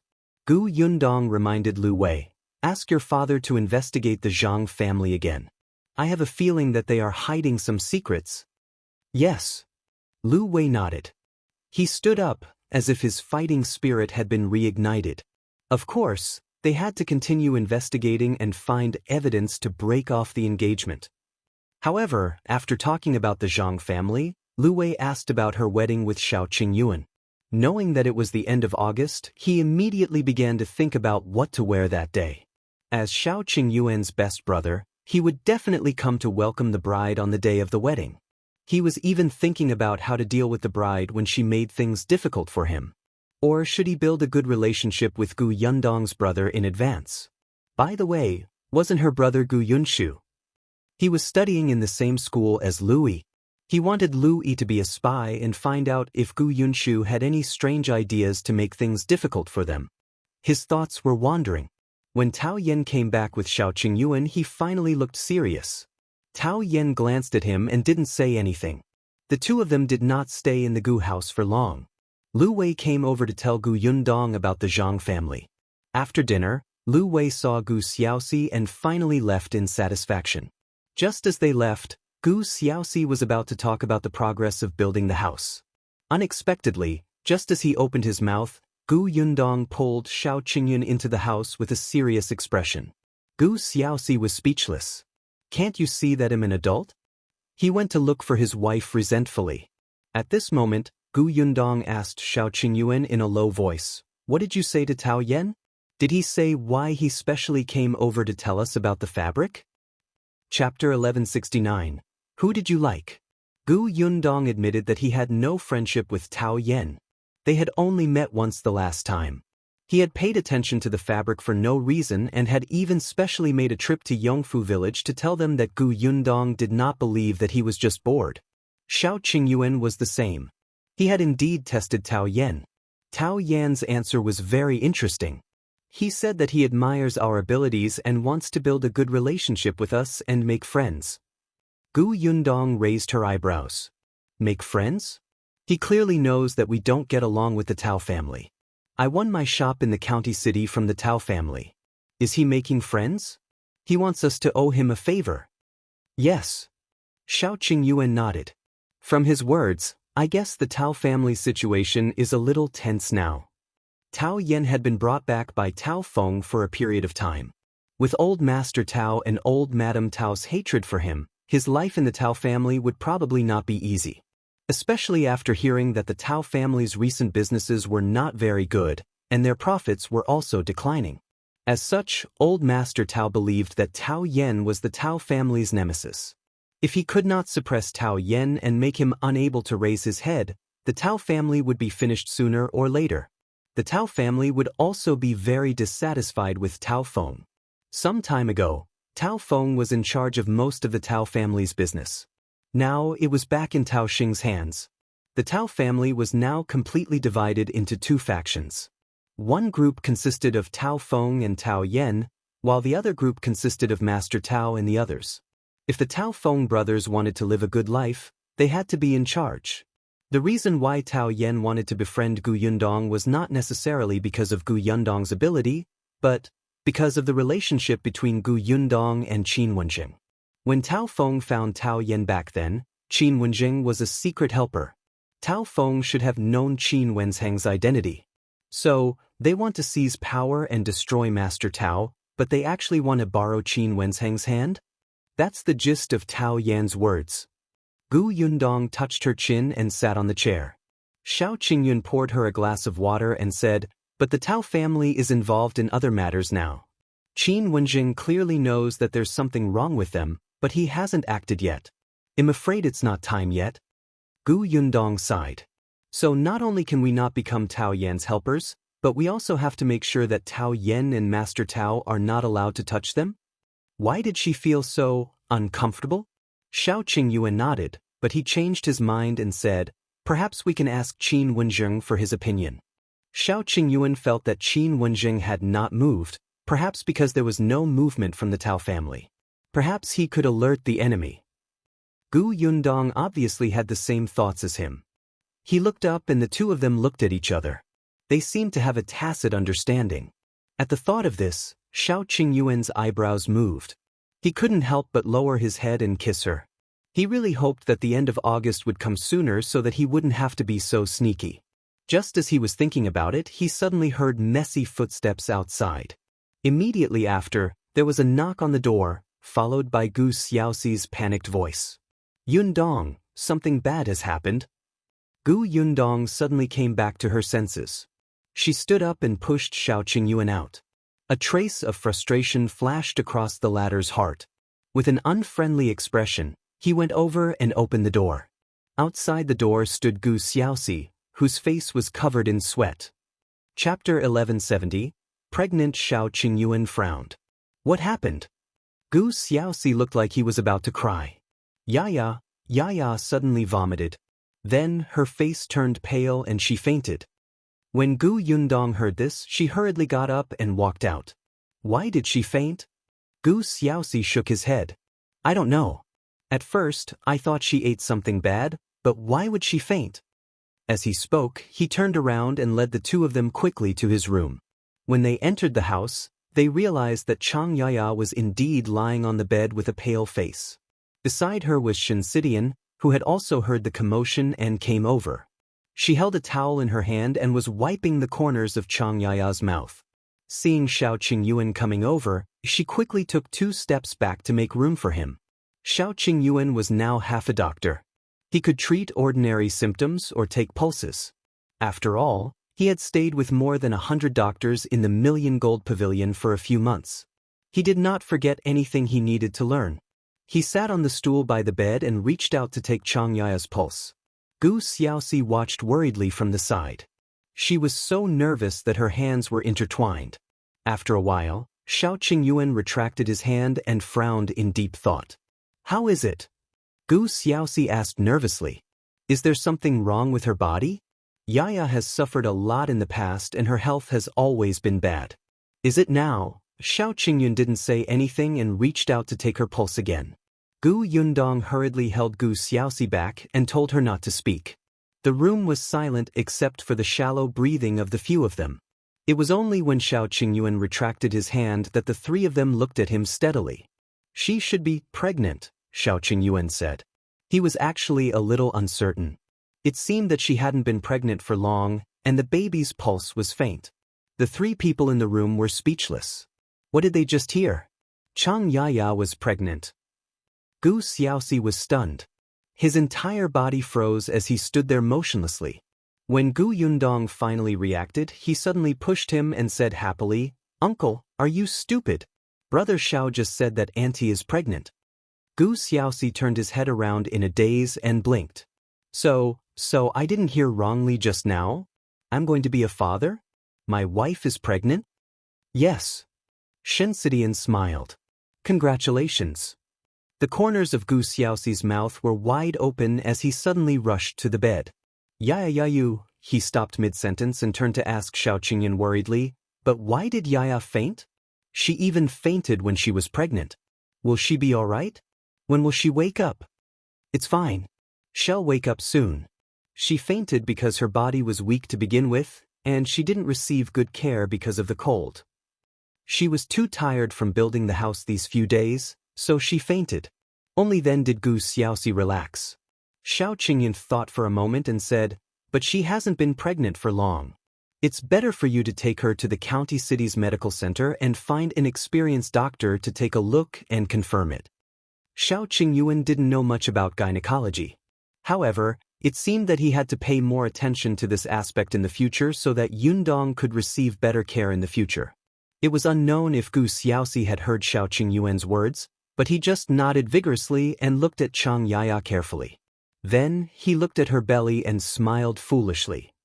Chapter 1171. Something forgotten. Gu Yundong secretly shook her head and heaved a sigh of relief.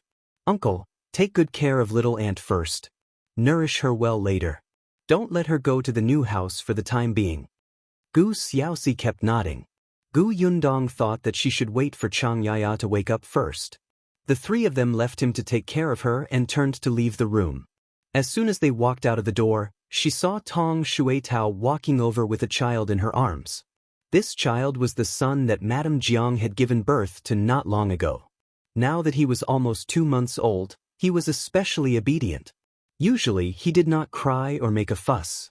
He only cried when he was hungry. Gu Yundong walked over and held his little hand. The little guy immediately grinned, revealing his pink gums. He was very happy, making her feel happy. Gu Yundong looked up and said to Tong Shuitao, "It just so happens that your mother has just given birth. There are some things pregnant women need to pay attention to. Let aunt ask her." Gu Yundong really did not know what pregnant women should pay attention to, but Madame Jiang had 2 children and was very experienced. However, Xiangxia's health was indeed not good. Not only could she not overwork herself, but she also needed to eat something good. As she thought about it, she walked to the study and took a brush and paper to record it down. She planned to buy something in the county city another day. Just as she finished writing, she heard Xianxia wake up. Gu Yundong looked over and saw Xianxia and Gu Xiaoxi hugging each other and crying tears of joy. Xianxia felt an unprecedented joy well up in her heart. When she was young, she was despised by her biological grandmother.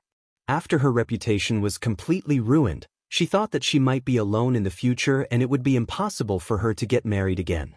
Unexpectedly, a calamity had caused her to meet Gu Xiaoxi. It was a blessing in disguise that she had found such a husband who doted on her. The Gu family was even easier to get along with. They were afraid that she would have no relatives by her side alone, so they took special care of her. She was about to have her own house and home. Initially, they thought that they couldn't be happier. They did not expect their child to arrive so quickly. Xianxia felt that if all the hardships she had suffered in the past 16 years could be exchanged for her current happy life, it would be worth it. Shao Qingyuan endured it and said, "She's pregnant. It's best not to have too many emotional fluctuations. She just needs to cry." Gu Xiaoxi came back to her senses and quickly let go of Xianxia to wipe her tears. Yes. Don't cry anymore. This is a good thing. You're not in good health to begin with. They'll brew some pregnancy-stabilizing medicine for you later. You have to drink it obediently. Don't go to the new house. With me around, there will definitely be no problem. Xianxia nodded obediently. Gu Xiaoxi touched her stomach and became excited again. "Oh right, I have to send a letter to my eldest sister and second brother. They'll definitely be very happy. They might even return to Yongfu village. Gu Yundong thought that eldest Aunt Gu would be back, but his father would be late. Looking at the silly Gu Xiaoxi, Gu Yundong could only remind him, "Uncle, have you forgotten something else?" Gu Xiaoxi was stunned. Forgotten something? He lowered his head and thought about it. He told Xianxia to have a good rest and recuperate well.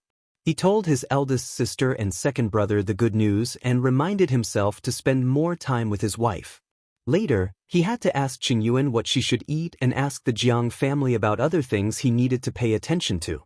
Other than these few points, what else was there? He raised his head and looked at Gu Yundong in a daze. Chapter 1172, Celebration. Gu Yundong sniggered in her heart. "So you're stupid now that your wife is pregnant?" She sighed and said, "It's your wedding." Gu Xiaoxi and Xianxia were stunned at the same time, and the smiles on their faces instantly disappeared. Wedding? Yes. Wedding. Since Xianxia was pregnant, she could not wait until the end of August to hold the banquet. Although they had already signed the marriage contract and were officially husband and wife, in the eyes of others, the marriage contract did not count at all. They had to hold the wedding banquet before they could be considered married. If she waited until the end of August and Xiangya's belly became big, who knew how much gossip she would suffer? It would not be a big problem if they were to hold a banquet now and wait for the child to be born. Gu Xiaoxi couldn't care less anymore and hurriedly nodded. "Then let's hold the wedding first. Independent Illinois choose a good day this month." As he spoke, he stood up and squatted back down halfway. But I haven't prepared anything. The wedding dress is still." He looked like he was at a loss. Xianxia grabbed his hand and smiled gently. "It's okay. We don't know many people here to begin with. We can just set up 2 or 3 tables. There's still time for the wedding dress. I'm actually already halfway done." Xianxia knew how to do needlework. Although she was not as good as Xianxian, she had made the wedding dress herself. From the first day she decided to set up the wine, she had already started sewing happily.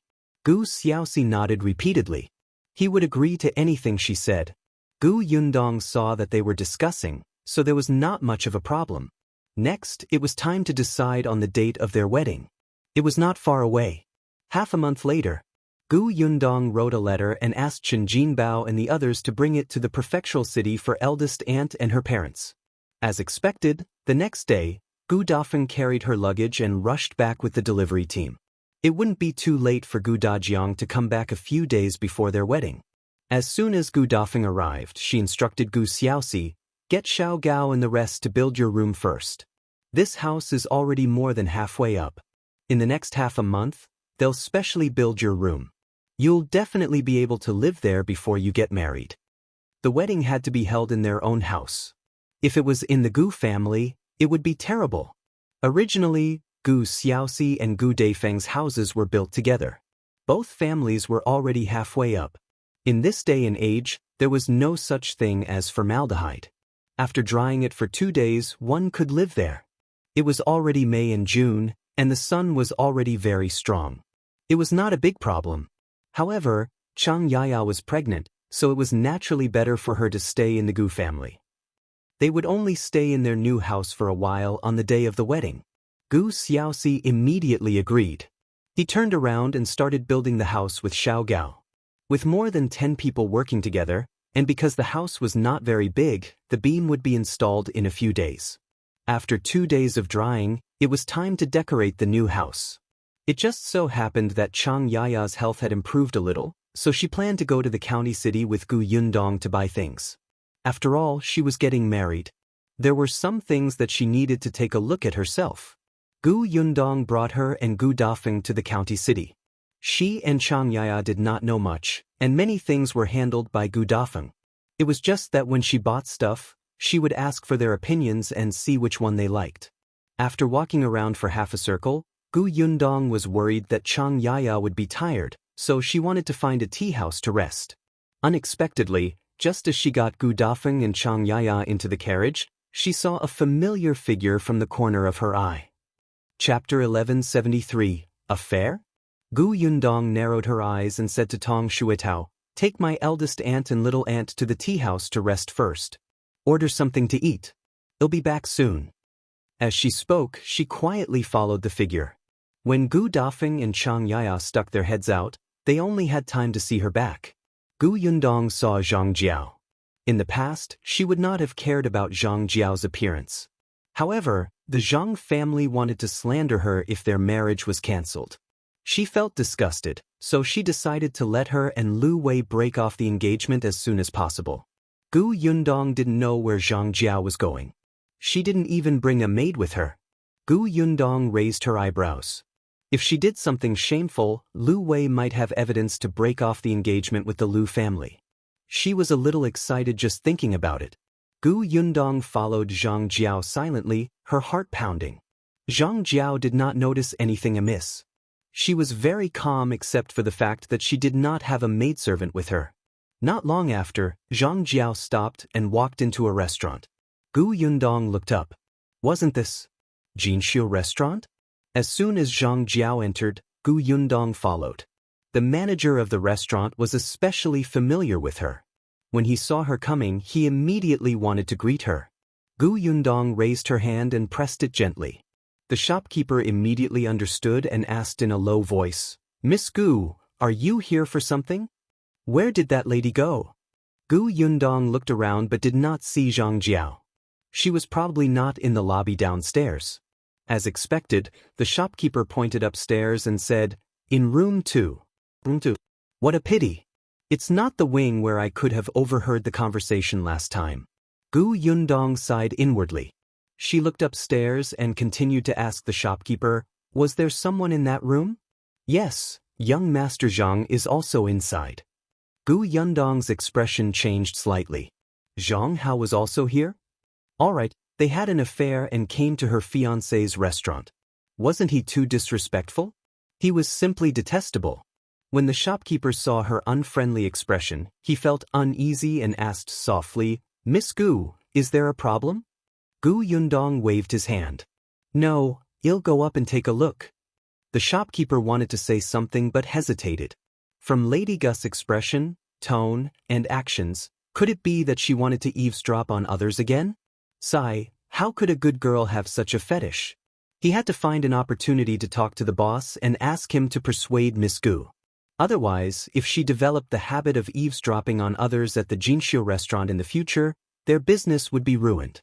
However, Gu Yundong had already gone upstairs and was standing at the staircase. She frowned as she looked at the second room. What should she do? She did not know what was going on inside. It would be great if they could hug each other and do something indecent. That way, they would be caught red-handed. Gu Yundong took 2 steps at the staircase. When she saw the waiter serve the food, she almost reached out to stop him. However, on second thought, Zhang Hao and his sister had seen her before. Even if she disguised herself as a waiter, she would be recognized immediately. If she couldn't go in, she couldn't play the recording pen. Therefore, she could only watch as the waiter pushed open the door of the room. After bringing the food in, he came out, closed the door, and went downstairs. But just now, when Gu Yundong looked into the room, she did not see anything unusual about their actions. Chapter 1174. Very strange siblings. Gu Yundong secretly felt that it was a pity. She frowned and was at a loss. However, just as she was about to climb up to the roof to eavesdrop, the door to the second room actually opened. Gu Yundong immediately turned around and quickly hid behind a pillar. Sure enough, Zhang Hao and Zhang Jiao came out at the same time. Zhang Jiao said proudly, "Brother, don't think that treating me to a meal is enough as an apology." Alright. When we get back, I'll give you another gift, alright?" Zhang Jiao snorted. "That's more like it." As they spoke, they went downstairs one after another. Gu Yundong narrowed her eyes. She had not noticed it last time.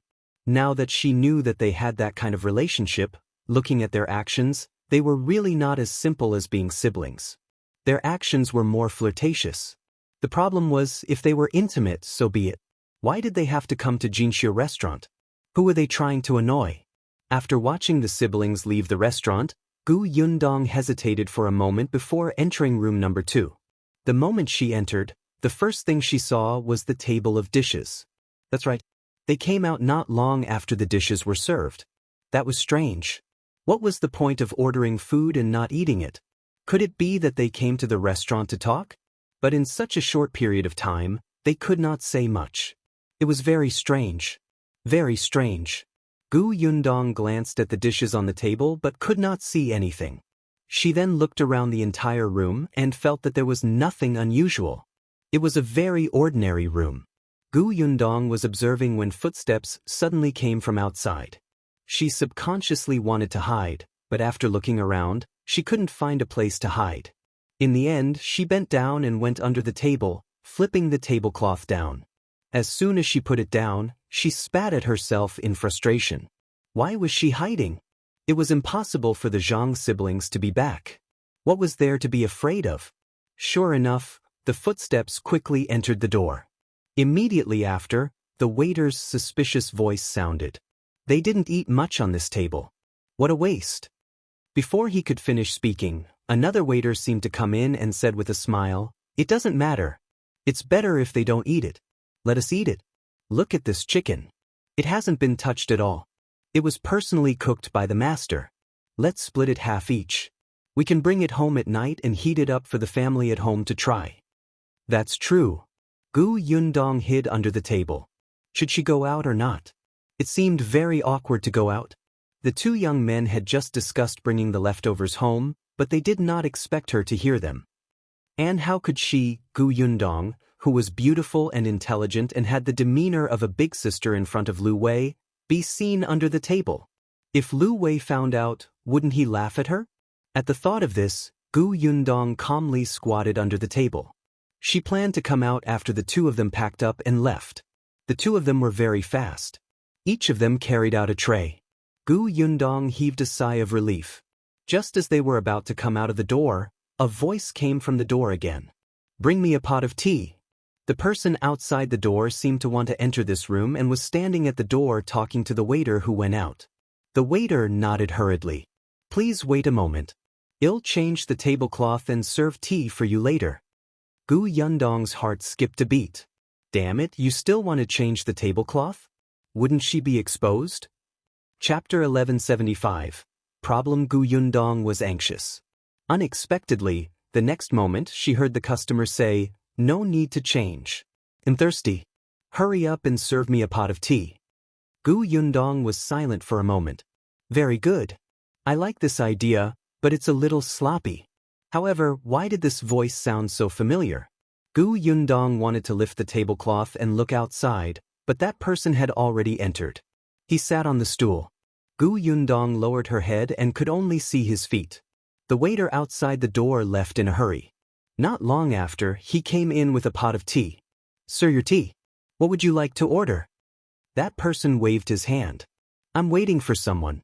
It won't be too late to order when my friend arrives." "Alright, take your time. If you need anything, just let me know." "Okay, you can leave." The waiter left and the door closed. Only Gu Yundong and the customer were left in the huge room. Gu Yundong's legs were a little numb from squatting. She wanted to move but did not dare to. However, her mind was racing. Who was this person? The voice was really familiar. She must have heard it before. Before she could figure it out, this person suddenly put down his teacup, stood up, and walked to the side. Gu Yundong immediately held her breath. That person seemed to have walked to the door and was leaning against it to listen to the commotion outside. Then he gently locked the door. With a click, Gu Yundong suddenly tensed up. What was this person trying to do? Just as she was thinking this, she saw that person walk to the table again. After drinking a glass of water, he turned around again. Gu Yundong could only see his feet and determine if his back was facing her. Soon, the pair of feet walked to the wall. From the direction of the shoes, the man was facing away from him. She didn't know what he was doing, but he started rustling against the wall. Gu Yundong endured it and finally lifted the tablecloth gently to look at that person. Gu Yundong only saw a back view, but she did not recognize who it was. However, she saw this person's actions clearly. He actually flipped over a calligraphy painting hanging on the wall and gently scraped it with a dagger. Gu Yundong narrowed her eyes. Was there something wrong with that calligraphy painting? However, right after that, she saw a slender piece of paper fall to the ground lightly. That person bent down. Gu Yundong was shocked. She quickly flipped the tablecloth over and quickly took out a mask from her space to cover herself. She stared at the tablecloth warily. Fortunately, that person did not notice her movements. He quickly picked up the note on the ground and walked to the table to read it. Gu Yundong did not dare to move. She only pricked up her ears to listen for movement. Unfortunately, nothing happened. After drinking the last cup of tea, that person stood up and opened the door of the room. The waiter quickly came over. "Customer, do you want to order?" "No need. Looks like my friend won't be coming. Erase the money for the tea." That person threw a small piece of silver to the waiter and left in a hurry. The waiter scratched his head and could only come in to clean up the table. Unexpectedly, just as he picked up the teapot, a figure suddenly rolled out from under the table. The waiter was shocked and almost screamed. Gu Yundong quickly jumped up and covered his mouth. Miss Gu?" The waiter was shocked. "Why are you here? When did you hide under the table?" Chapter 1176. A woman who had an affair?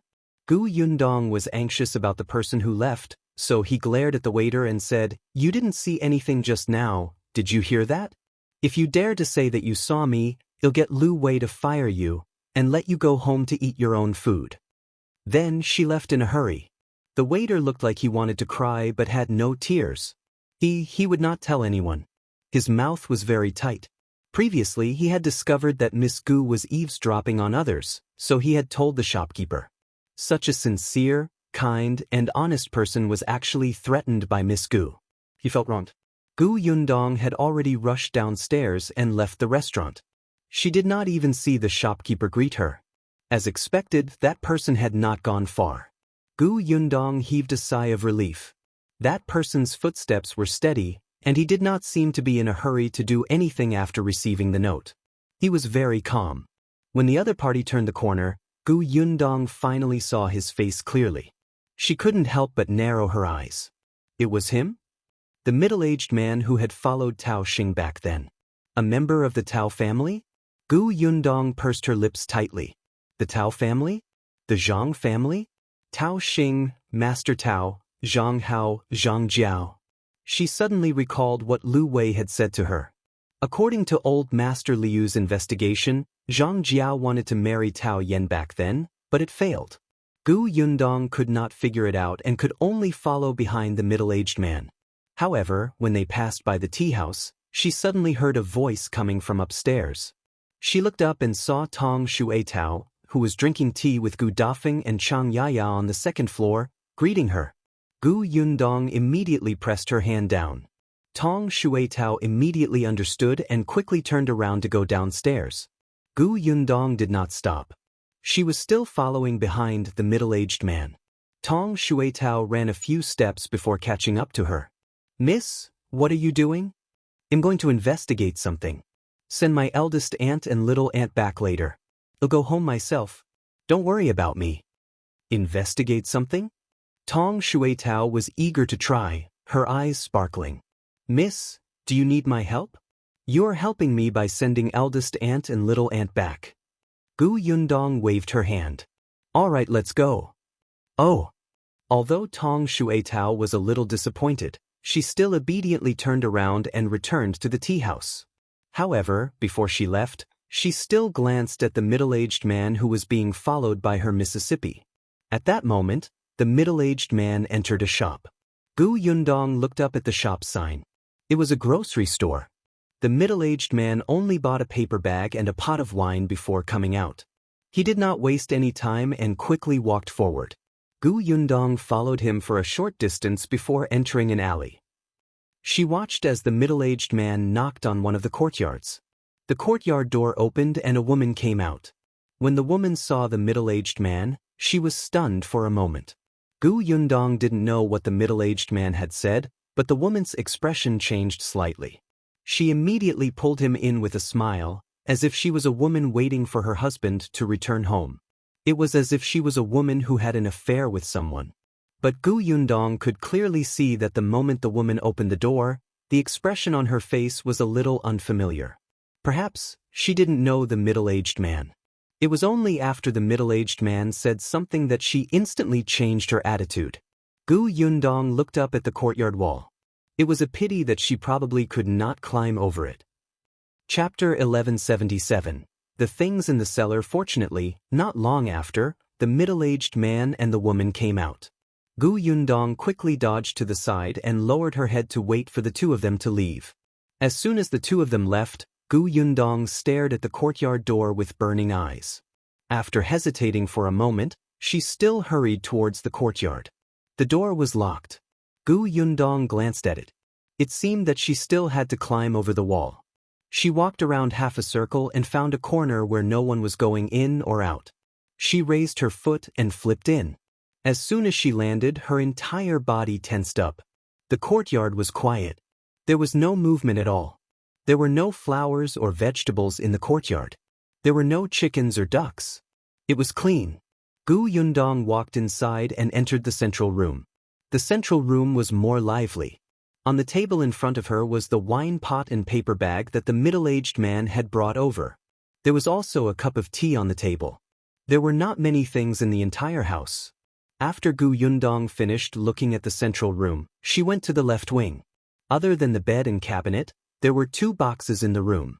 Other than that, there was nothing special. It was the same in the right wing. There were only a few pieces of the woman's clothes and daily necessities. Gu Yundong went to the kitchen again. The kitchen looked like someone had cooked before. There were 2 dishes on the table, but they were already cold. After walking around, there was nothing special about it. But why did that middle-aged man come in? He had never opened the wine pot and paper bag he carried.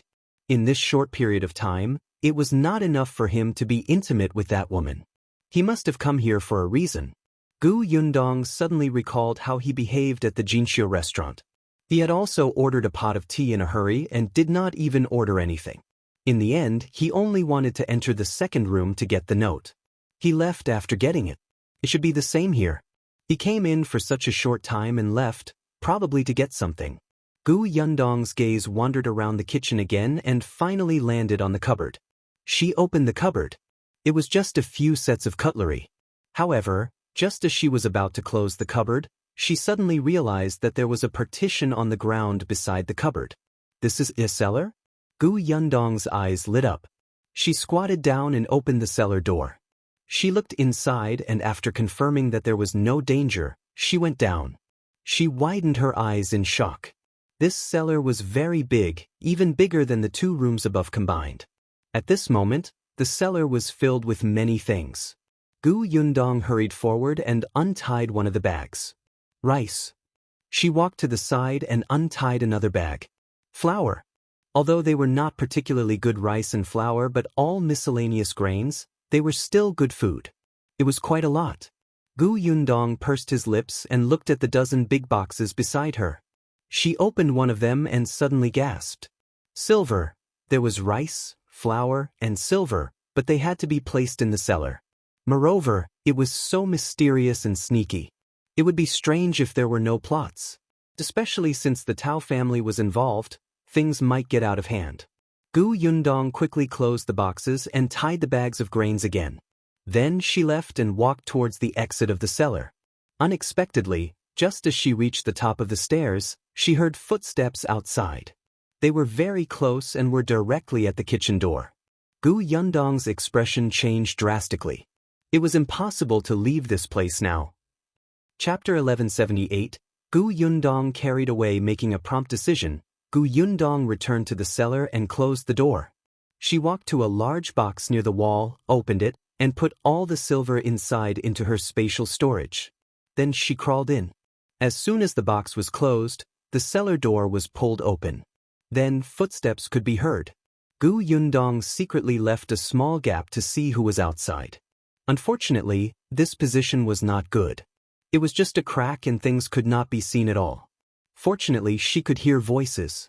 There should be 2 people. One of them was the middle-aged man, but the woman from before was not around. The things are all here. Take a look. This was the middle-aged man's voice. His tone was somewhat fawning, as if he was treating Master Tao. Soon, an even deeper voice sounded. Not a lot. This voice did not belong to Master Tao. The middle-aged man explained, "Recently, due to the cowpox vaccination, the county has been especially strict. It's already not bad to be able to get these. Don't worry, we'll continue to prepare." Yeah. Seeing that he didn't say anything else, the middle-aged man heaved a sigh of relief. "When will you move them away?" "Right now." "Some of them first," the man said as he untied the cloth bag and began to examine it. Gu Yundong's heart tightened when she saw him approaching. She did not dare to leave any gaps and just curled up in the box. However, the words she heard before the box was closed made her a little worried. Move some of them first? Hopefully, they wouldn't reach her box. The middle-aged man said, "All right, then I'll leave first. I'll leave this to you. Go out and explain to the people outside. Get someone to drive the carriage to the back door." "Yes." Gu Yundong could not hear the rest of the sentence clearly. She did not know if the two people outside had left. She could only wait quietly in the box. However, the box was sealed. If one stayed for too long, they would lack oxygen, making it difficult to breathe. If this continued, she might not be able to hold it in anymore and open the box. Gu Yundong frowned. She closed her eyes and started rummaging in her space. After searching for a while, she saw the oxygen bags in the corner. She was instantly delighted and secretly heaved a sigh of relief. Previously, when she was hoarding medicine in her space, she would throw everything into her space. There were many portable oxygen tanks and bags used to deal with high-altitude reactions. They were finally useful now. Gu Yundong heaved a sigh of relief and tied the oxygen bag. Soon, there was a huge commotion outside. It seemed that several people had come. Gu Yundong frowned. Someone was helping them? It seemed like they were really preparing to transport these things out. She thought for a moment and took out a portion of the silver she had stored in the space. It wouldn't be good if they moved to this box and realized that it was too light and became suspicious. However, what she was afraid of came true. Gu Yundong quickly realized that the two boxes in front of her had been moved away. Immediately after, someone picked up the big box she was in. Gu Yundong wanted to cry. It was really an unlucky day. She had to be on tenterhooks wherever she went. The feeling under her body suddenly lightened. She knew that the box she was in had been moved out. Gu Yundong did not dare to move, afraid that someone would accidentally drop the box. She felt movement up the stairs. They must have left the cellar. Then, they walked forward unsteadily. In the end, the two of them lifted the box and carried it to the carriage. Chapter 1179. Sleeping out in the wild. Gu Yundong's head was hit and she almost cried out. After she recovered, she let out a soft breath. They should be outside now. She didn't know if anyone was guarding this place. Gu Yundong tried to hold it in, but she could not. She quietly pushed up the box, revealing a crack to look outside. To her relief, the box was placed in the carriage. And there was no one in the carriage. Gu Yundong heaved a sigh of relief and opened the lid even more. Then, she heard voices coming from outside the carriage. "How many more are there?" Gu Yundong was shocked and almost closed the lid again. This was the voice that had spoken to the middle-aged man just now. She finally understood that if she didn't want to expose herself, she couldn't go out at this time. However, she did not know where these things were transported to. Gu Yundong struggled internally for a moment. In the end, she decided not to alert the enemy. She took out a packet of medicinal powder from her space. This medicinal powder was developed by Shao Qingyuan and had the effect of calming the mind and increasing the fragrance. The fragrance was mild, but it was enough for Big Black to keep track of. Gu Yundong pushed the lid open a little and listened. The voice was on the left. She opened the medicine bag and scattered the powder out of the window on the right. After emptying a bag, she scattered some in the corner of the carriage. Just as she retracted her hand, she heard the person outside say, "Why is there a fragrance?" Gu Yundong's heart skipped a beat. "Damn it, why don't you get rhinitis? How can you smell it when it's so faint?" Fortunately, another voice quickly sounded. "This bag is filled with medicinal herbs. It should be emitted from here." "Okay." That person nodded and did not say anything else. Gu Yundong heaved a sigh of relief. She closed the box and retied the oxygen bag. Medicinal herbs. She didn't have the time to see them. Soon, she felt the carriage move, as if it had already begun its journey. Gu Yundong reckoned that these people might pretend to be merchants and leave the city gate. The food, gold, and silver in the cellar were not all transported. Unfortunately, she couldn't hear what was going on outside. She huddled in the box, hugging the oxygen bag as she sauntered forward. After an unknown period of time, Gu Yundong could feel that the speed had suddenly increased. They should have left the city. She was a little anxious. Fortunately, there were many goods in the car. No matter how fast it was, it could not be too fast. After a long time, Gu Yundong felt hungry. She took some food from the space and drank some water before continuing to travel unsteadily. The carriage did not stop at all. After a moment of silence, Gu Yundong realized that there was probably no one in the carriage. Only 2 people were driving on the shaft outside. Therefore, she would occasionally open the lid a little to let in some air and sprinkle some medicinal powder. Fortunately, she had brought a lot of medicinal powder with her, so it was convenient to store them in her space. The box she was in was also moved out later, so it was piled on top of another box. There was nothing above her head, so it was not troublesome to push open the lid. She just couldn't stretch her body, and her back hurt terribly. Gradually, the sky began to darken. Gu Yundong frowned. Why didn't the carriage stop? Just as she thought this, the carriage suddenly stopped. Gu Yundong quickly closed the box again, leaving a small gap. She vaguely heard someone outside say, "Eat something first. Well, sleep here overnight. Everyone be vigilant." Gu Yundong's face lit up. It was good to sleep in the open. Chapter 1180. Drug. Soon, someone shouted as they got into the carriage to get pots, bowls, food, and other things. Gu Yundong hid in the box and did not move. She waited until there was no movement outside before quietly opening a crack. The commotion outside lasted for a while before it quietened down. Gu Yundong vaguely heard someone instruct others, "The 2 of you will keep watch tonight. Be careful and don't fall asleep." "Yes, sir," 2 figures answered. Then there was another rustling sound. Not long after, it was completely quiet outside. Gu Yundong exhaled slightly and listened carefully for a while before completely opening the lid of the box. He quietly lifted a corner of the carriage curtain and looked outside. The light on the left was a little bright. Gu Yundong looked at a fire not far away. These people were all men and were not particular. They directly spread some hay or hide beside the fire and lay down to sleep. There were not many people, about 5 of them. At this moment, their snores were already deafening and they were sleeping very soundly. There were 2 other people not far away. They should be on night watch tonight. What Gu Yundong found troublesome was that the 2 of them had been walking around the carriages. At this moment, she also saw clearly that other than the carriage she was in now, there was another carriage. The rest were 3 carts with food and medicinal herbs. She let go and turned her head to the window to her right. This side was much darker. Not far away, it seemed to be a forest.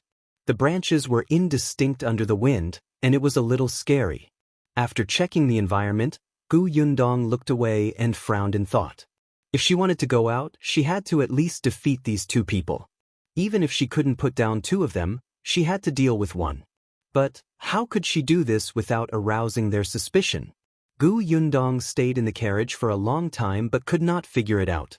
Just as she was about to fall asleep, a voice suddenly came from outside. "I'm a little hungry. There's still some dried meat in the car. They'll bring it down. Let's eat together? That dried meat is very fishy. I don't like it. Go get it yourself." Gu Yundong instantly perked up. Her eyes darted around and finally landed on the pile of food in the carriage. Most of the food they ate was placed on this carriage. They had taken a portion previously, and some were still placed here. She quickly saw the dried meat. She immediately took out the laxative from her space and sprinkled it on it. Then she quickly curled up and closed the lid. As soon as the lid was closed, the curtain of the carriage was opened. A man took 2 large pieces of dried meat and went out again. Fortunately, it was dark. The man did not notice that the dried meat had been sprinkled with powder. He picked it up and ate it in big mouthfuls. Gu Yundong heaved a sigh of relief, revealing a slit. She could vaguely hear the voices of the people outside. "Are you really not eating it? This thing is not easy to get. It's already dried meat and doesn't have any taste. Eat your food. Look around. Gu Yundong waited quietly. Sure enough, not long after, that person suddenly grunted and pulled the other person over. My stomach hurts. I'll go over there to take care of it. You watch over here first. Did you eat something bad? Probably. Oh my, I can't take it anymore. I'll go into the forest first. That person ran away quickly. The other person shook his head and placed the dried mutton back into the carriage to continue his night duty. Source: Com, updated by Novlov. Com if you find any errors, ads pop up, ads redirect, broken links, non-standard content, etc. Please let us know reports so we can fix it as soon as possible. Chapter 1181. Shao Qingyuan is here. Gu Yundong took this chance to climb out of the box silently. She wiped the laxative powder in the corner of the box and put the dried mutton that was stained with powder in her space. Then, she carefully pulled a corner of the curtain. Her gaze landed on the man on night duty. When he walked with his back facing her and her vision was blocked, she agilely got down from the carriage. The person turned his head quickly. Gu Yundong hurriedly lowered her body and slowly moved backwards. However, the person walked back. Gu Yundong's heart sank. She hurriedly lowered her body and shrunk to the side of the horse carriage. As they got closer, Gu Yundong shrunk smaller and smaller. Fortunately, the sky was dark, so the person didn't realize that there was another person hiding on the other side of the carriage. He walked over. Gu Yundong heaved a sigh of relief and walked towards the handcart in front. It was as if she was walking in circles with the person. When the person reached the end, Gu Yundong finally found an opportunity to sneak into the forest. She knew that there was another person in the forest, so she walked in the opposite direction. Gu Yundong finally heaved a sigh of relief after she left this area. She's finally out. She started walking back. After a long distance, she stopped. Since she was already here, Gu Yundong wanted to figure out their destination. If not, she would have suffered for nothing. Actually, it was much more convenient to go directly in the horse carriage. She wouldn't need to walk at all. However, the box was uncomfortable. Eating and sleeping were all right, but a person had to answer nature's call, right? Gu Yundong found a rock and sat down. She ate some food and drank some water. She finally felt at ease. She wondered how her family was. Her eldest aunt and uncle would definitely be worried. However, with brother Shao around, he should be able to pacify them. However, she didn't know that Shao Qingyuan was riding his horse over hurriedly. In front of the horse, Big Black was rubbing its nose and trotting forward. Big Black was agile and smart. However, it had been injured before, so its legs were inconvenient.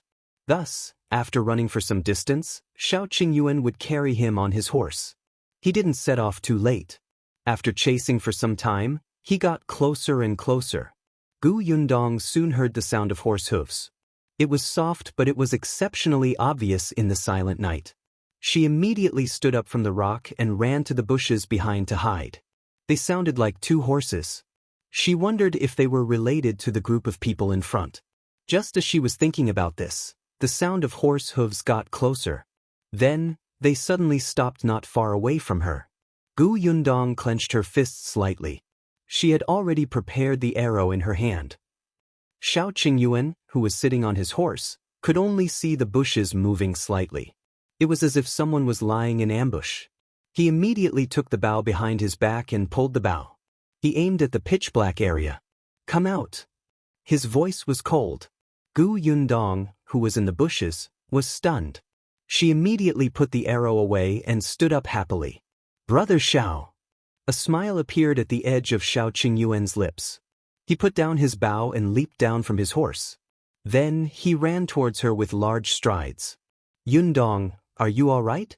Shao Qingyuan held her hand nervously and touched her face. He then looked at her carefully. After confirming that she wasn't injured, he pulled her into his arms. Source: Com, updated by Novlov. Com if you find any errors, ads pop up, ads redirect, broken links, non-standard content, etc. Please let us know reports so we can fix it as soon as possible. Chapter 1182. Block his mouth. Gu Yundong stretched out her hand and hugged his waist tightly. I'm fine. I'm fine. Shao Qingyuan's anxious heart finally calmed down when he saw her. He couldn't control himself and patted her perky butt. He frowned and said, "Why are you taking the risk alone again? Can't you come back and tell me first? I will accompany you wherever you want to go. If you meet danger when you're alone, I will regret it." Gu Yundong twisted her body awkwardly. She raised her head and snorted. "I didn't want to take any risk. The situation was a little complicated. I didn't have the chance to escape." She really wanted to go out and look for Qin Wenjing after seeing the things in the basement. Then she didn't care about this matter anymore. But when she was thinking of going out, the people outside came in. She could only hide in the alley and get carried into the horse carriage before coming here. Gu Yundong raised her head. She saw that he still had lingering fears and felt a little guilty. She touched his face. "I'm sorry. I will discuss it with you immediately in the future. I won't let you worry." Shao Qingyuan lowered his eyes and sighed secretly. He pressed her head against his chest and said in a hoarse voice, "If there's a next time, you will be grounded for half a year." Grounded? This was too cruel. Gu Yundong pouted. Just when she was about to refute, a shadow fell on her head. Shao Qingyuan bit the edge of her lips and snorted. "You seem unconvinced." He gave her a "you can say it if you're unconvinced, but let's see if he'll let you talk" look. Gu Yundong immediately shook her head. "I'm not." Shao Qingyuan felt a little regretful.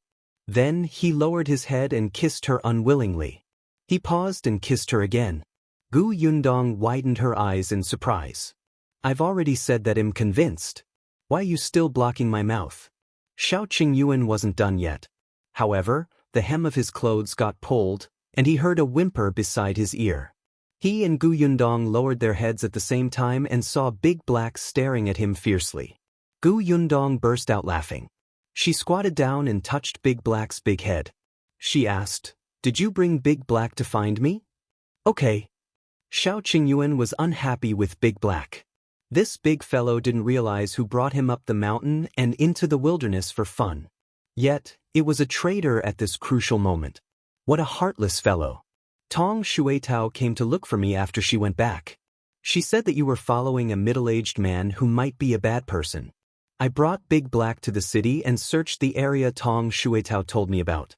I found the powder you left behind and brought Wind Chaser along with me. Shao Qingyuan pointed at the two horses behind him. He didn't drive a horse carriage. It was more convenient for him to ride a horse. Who's that middle-aged man? Why did you leave the city? Gu Yundong pulled him to a rock at the side and sat him down. She knew that he had rushed over in a hurry the moment he heard her news. He must have never rested or eaten along the way. Thus, she pretended to take out a cloth bag from the bushes and passed the buns, pastries, and water bags over. "Eat something first. I'll explain to you slowly. I took them from their carriage when I escaped. Eat them quickly. Big Black can eat some too." She took some dried meat and placed it in front of Big Black. The big guy rubbed his chin against her palm and started eating happily. Shao Qingyuan squinted slightly as he looked at the food in her hand. Source: Com, updated by Novlov. Com if you find any errors, ads pop up, ads redirect, broken links, non-standard content, etc. Please let us know reports so we can fix it as soon as possible. Chapter 1183. Everything makes sense. Did she manage to get the food from their carriage? However, if a normal person wanted to escape, they would focus all their energy on running. How could they divert their attention to search for food? There were so many items. If she brought them along when she ran away, they would become a burden easily. They might drag her down and expose her location. Shao Qingyuan knew that Gu Yundong had a secret. He knew it when the 4 jars of wine disappeared and reappeared on the way back to the Tao family. But if Yundong didn't want to tell him, he would pretend that he didn't know. Shao Qingyuan smiled. He took out a warm bun and stuffed it in his mouth. Gu Yundong lowered her head slightly and pursed her lips tightly. She continued feeding Big Black. After Big Black finished eating, she raised her head and told him about her encounter with Zhang Jiao and the middle-aged man. Shao Qingyuan listened and ate at the same time. His expression turned more and more serious. After Gu Yundong finished speaking, she couldn't help but guess. Do you think the Tao family hasn't made any moves recently because the Zhang family is helping them? It's possible. Qin Wenjing sent someone to keep an eye on the Tao family, but he didn't expect the Zhang family to be the one he should pay attention to. These two families are in cahoots. Gu Yundong rubbed Big Black's head and nodded. Also, according to Uncle Liu's investigation, the Zhang family wanted to marry into the Tao family at first. They wanted Zhang Jiaojiao to marry Tao Yen. Now that I think about it, it makes sense. Zhang Jiaojiao and Zhang Hao have an ambiguous relationship. If she marries Tao Yen will get betrayed by his wife again. He won't even have the face to go out after getting cheated on. Master Tao will then suppress him again and everything will go according to plan. Unfortunately, Tao Yen used some method and the marriage didn't happen. That was why the Zhang family had their eyes on the Lu family. The Lu family had a powerful background in the capital, and their background was the emperor's trust. If the Tao family was behind all this, it made sense. Everything made sense. Did you say that there's a lot of food, herbs, and silver in the basement? Gu Yundong nodded. Yes. Did you see any weapons? Not really. Gu Yundong noticed his serious expression and asked in a soft voice, Do you suspect that they are preparing to rebel? The last word was very soft. Gu Yundong had no choice but to think this way. Only troops raised privately would need to transport large amounts of rations secretly.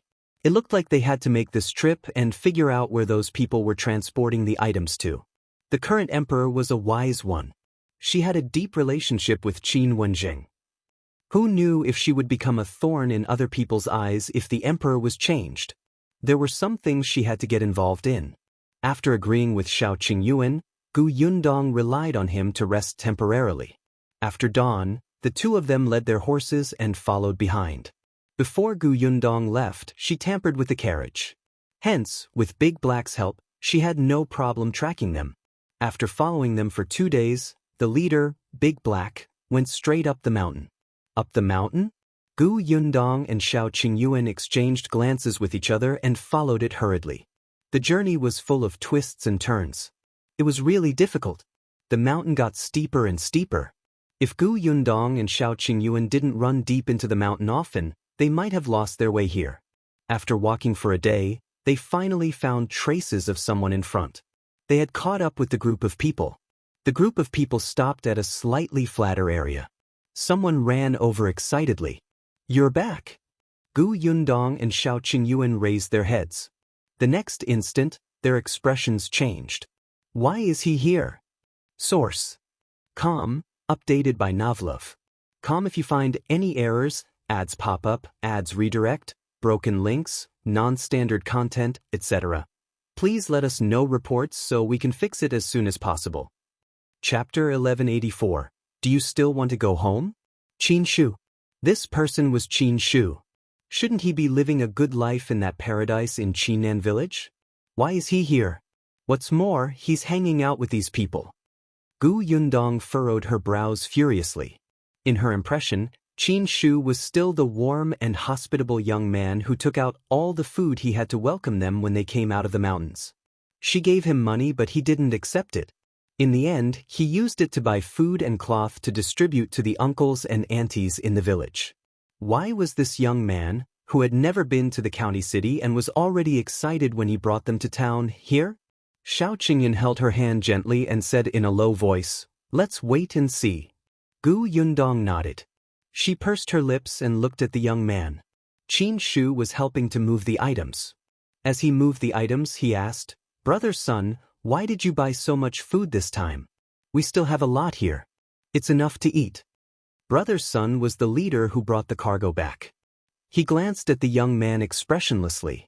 Do you work if I ask you to? Why are you talking so much? The young man retracted his smile and shrunk his neck. Oh. Then he went to carry the food obediently. Gu Yundong and Shao Qingyuan exchanged glances with each other. They stared at Qin Shu as he carried the bag and walked in. After some time, he hurried out and carried the next sack. When Brother Sun disappeared, the other person beside Qin Shu bumped into him and said, You know that Brother Sun has a bad temper, and why do you have to speak to him? Qin Shu was carrying a bag on his shoulder. He sighed when he heard this and said, I just wanted to ask brother's son when I can go home. I've been here for 3 months. Why can't I go down the mountain? I want brother's son to bring me along when he goes down the mountain next time. You can eat your fill and wear warm clothes on this mountain, but there isn't even a place to buy things. The person at the side snorted. You still want to go home? Don't you want to? The person laughed again and shook his head. He ignored Qin Shu and turned to leave. Qin Shu stared at his back view absent-mindedly. Why did the guy leave before he finished speaking? Just as he was thinking about this, someone called him. He hurriedly carried his cloth bag and followed the person. Their conversation wasn't loud, but it still entered the ears of Gu Yundong and Shao Qingyuan clearly in the silent forest. Based on what Qin Shu said, he has only been here for 3 months. He doesn't know what these people do, Gu Yundong said softly. However, she heaved a sigh of relief in her heart. Shao Qingyuan nodded. Lure him over secretly later and ask him for the reason. The two of them waited quietly. The things in the carts were all moved in. Brother's son ordered 2 people to pull the carriages down the mountain and went in himself. Qin Shu was the last to come out. He seemed to be guarding the forest here. He stood with another person and observed his surroundings at all times. Qin Shu was honest. He really stood there and did his job carefully. As for the other person, he sat on the rock for some time before he rolled his eyes. He used the excuse of having a stomachache to leave and never returned again. But this was convenient for Gu Yundong and Shao Qingyuan. Shao Qingyuan squatted down and found a small rock. He shook it and threw it on Qin Shu's back. Who? Source. Com, updated by Novlov. Com if you find any errors, ads pop up, ads redirect, broken links, non-standard content, etc. Please let us know reports so we can fix it as soon as possible.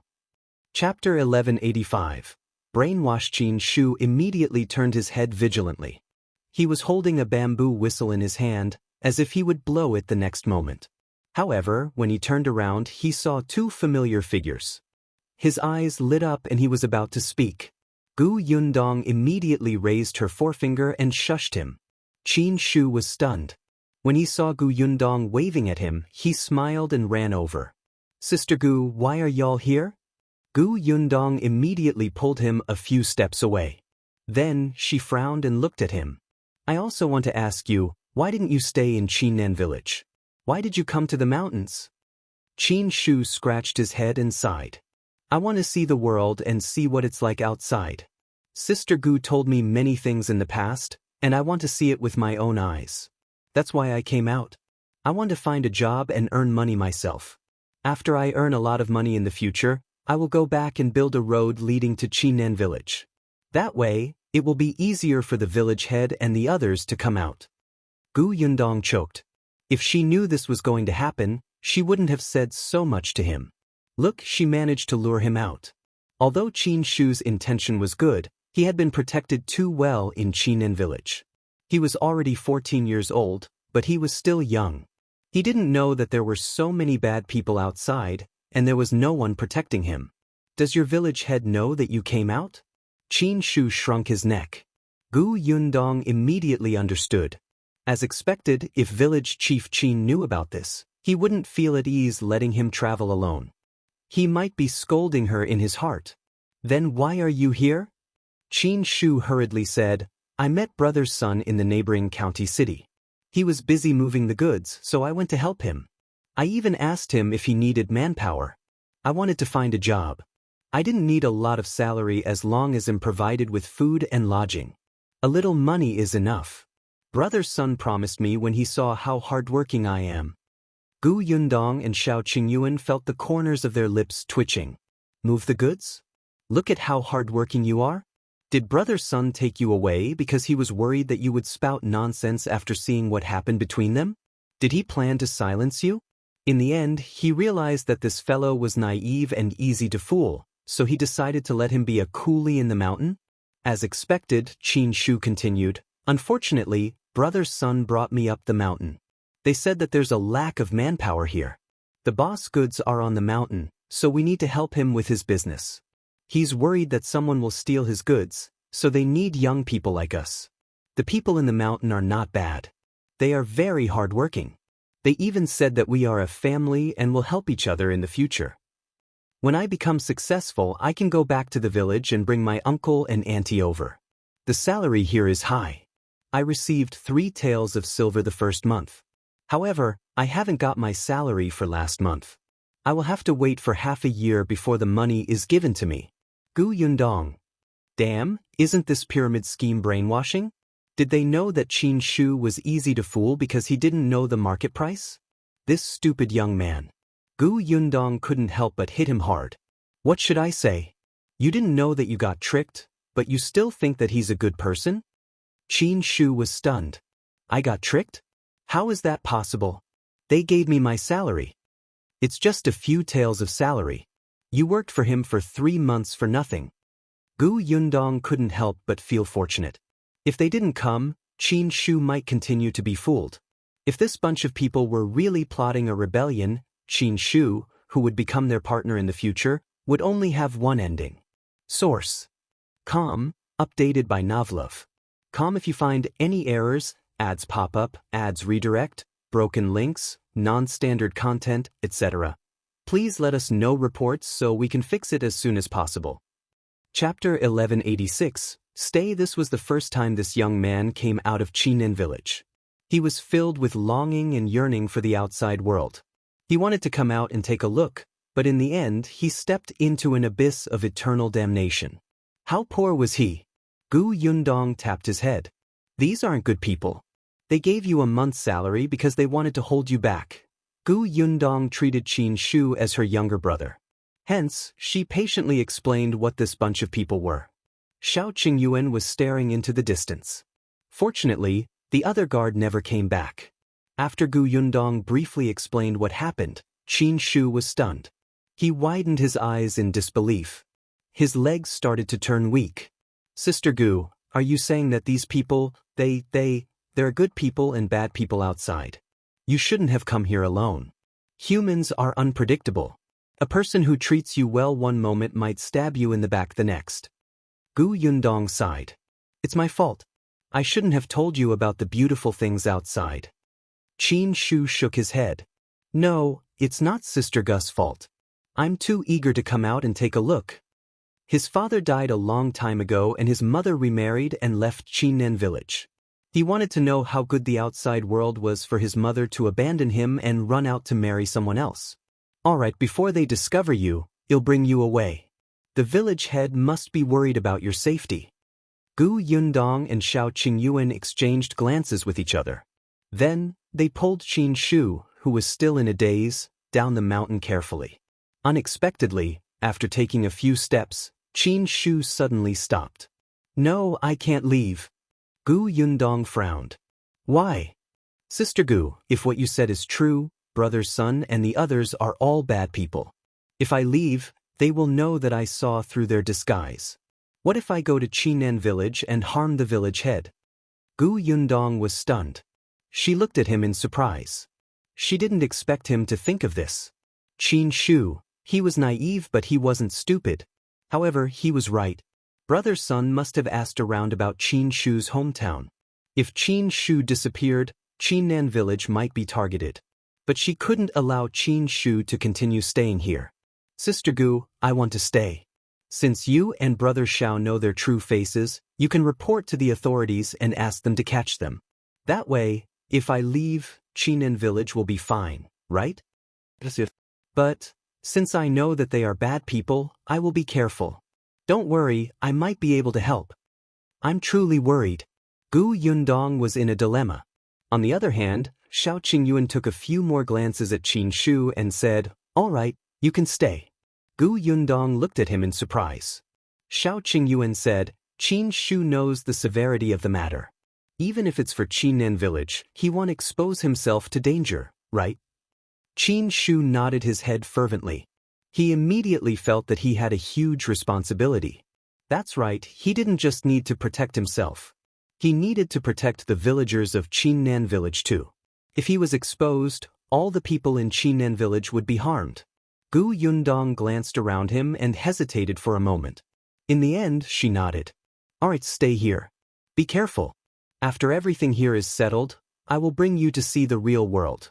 At that time, you will be able to earn more money and build roads for Qingyuan village. Source: Com, updated by Novlov.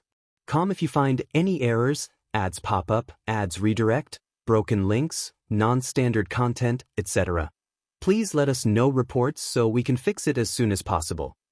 Chapter 1187. Uncle is getting married. Qin Shu smiled widely. Alright, it's decided then. It's a deal. Gu Yundong nodded. After a pause, she told Qin Shu some things and even gave him some stuff. Of course, she also asked Qin Shu about the situations inside. Although Qin Shu was an outermost guard, he knew quite a lot. Most importantly, it was because he seemed naive and sincere. He loved to ask others about the outside world. Other people would want to boast when they saw him asking for knowledge like an ignorant country bumpkin. It was easy for them to expose themselves when they boasted. Qin Shu was young, so he had a good memory. Thus, he told Gu Yundong everything he knew. Gu Yundong and Shao Qingyuan really received a lot of useful information. Before she left, she told Qin Shu, "Continue to use this attitude. Pretend that you haven't seen us today. We will contact you again. Remember, nothing is more important than staying alive. If necessary, you can betray us." Qin Shu widened his eyes in shock. "How can I do that? I don't want to." Shao Qingyuan said, "You don't know much anyway." Qin Shu, Gu Yundong laughed. "You don't have to tell the whole truth. You can fool them by telling them part of the truth." I understand." Gu Yundong was worried about him, so she reminded him a few more times. However, it was getting late, so she had to leave. Qin Shu looked at their backs from afar. The corners of his lips were tightly pressed together. He only went back to his original spot to resume his job unwillingly after they disappeared. However, he was still satisfied when he saw Sister Gu and Brother Shao today. He couldn't repay Sister Gu for giving them so much food and cloth. This time, he would definitely be able to do it. Gu Yundong and Shao Qingyuan didn't waste any time after they went down the mountain. They quickly jumped on their horses and rushed back to Fengkai County.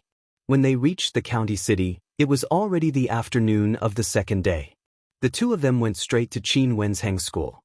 At this moment, Qin Wenjing was still teaching the students, while Yun Shu and Yuanji were studying in the classroom. Madame Gu entertained Gu Yundong and Shao Qingyuan. She hurriedly called Qin Wenjing over when she heard that they had something urgent. Gu Yundong quickly explained what happened. Qin Wenjing was elated when he heard this. "So, the Zhang family is helping the Tao family?" "Yes."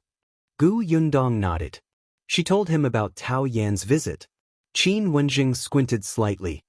He tapped his fingers lightly on the table and said, "I understand. Send me the address of that small courtyard. I will ask someone to take a look at the basement later. As for those people in the mountains, don't worry. I will send someone to investigate again. Give me Qin Shu's portrait. I will ask someone to protect him secretly." Gu Yundong heaved a sigh of relief when she heard this. She stood up and quickly drew Qin Shu's face. She also drew Brother Sun's appearance along the way. She would leave the rest to Qin Wenjing. He promised to protect Qin Shu so he wouldn't let anything happen to him. Qin Wenjing turned around and ordered his men to do some things. Gu Yundong saw that it was almost time to leave school, so she decided to wait. She would go back with Yun Shu and Yuan. Yun Shu knew that her elder sister was here, so she ran over happily. "Sister, you're finally back. Tomorrow is Uncle's wedding day. If you don't come back, you won't be able to make it." Gu Yundong was shocked. She counted the days and slapped her forehead. Tomorrow was the big day. She almost couldn't rush back. Source: Com, updated by Novlov. Com if you find any errors, ads pop up, ads redirect, broken links, non-standard content, etc. Please let us know reports so we can fix it as soon as possible. Chapter 1188. Confession. Gu Yundong and Shao Qingyuan hurriedly left the school with the two little kids. They went to Dongyi Academy to fetch the Niu Dan brothers before rushing back to Yongfu village. As expected, the moment she entered the village, she saw Gu Xiaoxi's newly built house with the word happiness pasted in red. There were also red lanterns hanging in front of the door. The entire house gave off a happy vibe. It was the same for the Gu family. Tomorrow was the big day, so there were busy people everywhere. Eldest Aunt Gu stood at the door and gave instructions. Why isn't there a red cloth covering the wine jar? Shui Tao, is the red cloth with you? And that chair, who's in charge of the red cushions? Oh my memory. As she spoke, she turned around and saw Gu Yundong and the others. She was elated and ran over. Yundong, Qingyuan, are you finally back? Eldest aunt. Gu Yundong alighted the carriage. Sorry to make you worry. Of course I was worried. If Qingyuan didn't say that you were busy with business, your uncle wouldn't have the heart to get married. Eldest Aunt Gu patted her. Oh right, your father came back yesterday too. He's inside. They walked in as they spoke. As expected, Gu Dajiang was standing in the central room. He was looking at a list in his hand, but he was frowning. He raised his head abruptly when he heard the commotion. The worry in his eyes subsided a little when he saw Gu Yundong. After a pause, he said to Gu Yundong and Shao Qingyuan, "Follow me." Gu Yundong and Shao Qingyuan exchanged glances with each other and followed Gu Dajiang into the study. Tell me what happened? The moment the door closed, Gu Dajiang raised his head and looked at them with a stern expression. I asked Shui Tao, and she said that you followed a middle-aged man and never came back. I went to look for Master Qin later, and he said that you were helping him on a task and it's nothing serious. What's the matter? Gu Yundong was stunned. Gu Dajiang had just reached home yesterday afternoon. The moment he came back, he asked Tong Shui Tao and then he went to look for Qin Wenjing again. He must be extremely anxious. However, Qin Wenjing didn't tell them about this. He didn't know where she went either. He probably told Gu Dajiang a lie to comfort him. He must have sent someone to look for her and brother Shao. Gu Yundong felt warm in her heart. She walked to Gu Dajiang's side and held his arm. She smiled and said, Dad, you're the best. Gu Dajiang couldn't maintain the stern expression on his face anymore. He pushed her head and said, Tell me quickly. Gu Yundong coughed lightly. She didn't plan to hide it from Gu Dajiang. Her father was going to take the imperial exam. This was something he should know. The things he met in the future might be even more troublesome and serious. He should be mentally prepared. What's more, after these 2 years of experience, his father was no longer the ordinary villager who was suppressed by leader Gu and the others in the Gu village. Thus, she told him the entire story of the Tao and Zhang families. Gu Dajiang was stunned when he heard it. This was such a serious matter? He didn't know what to say for a long time. After some time, he finally digested all the information. He patted Gu Yundong's shoulder and said, You did well. This kind of treasonous and rebellious person who tried to destroy the peace of our country should be eradicated as soon as possible. He paused for a moment before frowning. However, Qingyuan is right. You can't take the risk alone the next time something like this happens. Source: Com, updated by Novlov. Com if you find any errors, ads pop up, ads redirect, broken links, non-standard content, etc. Please let us know reports so we can fix it as soon as possible.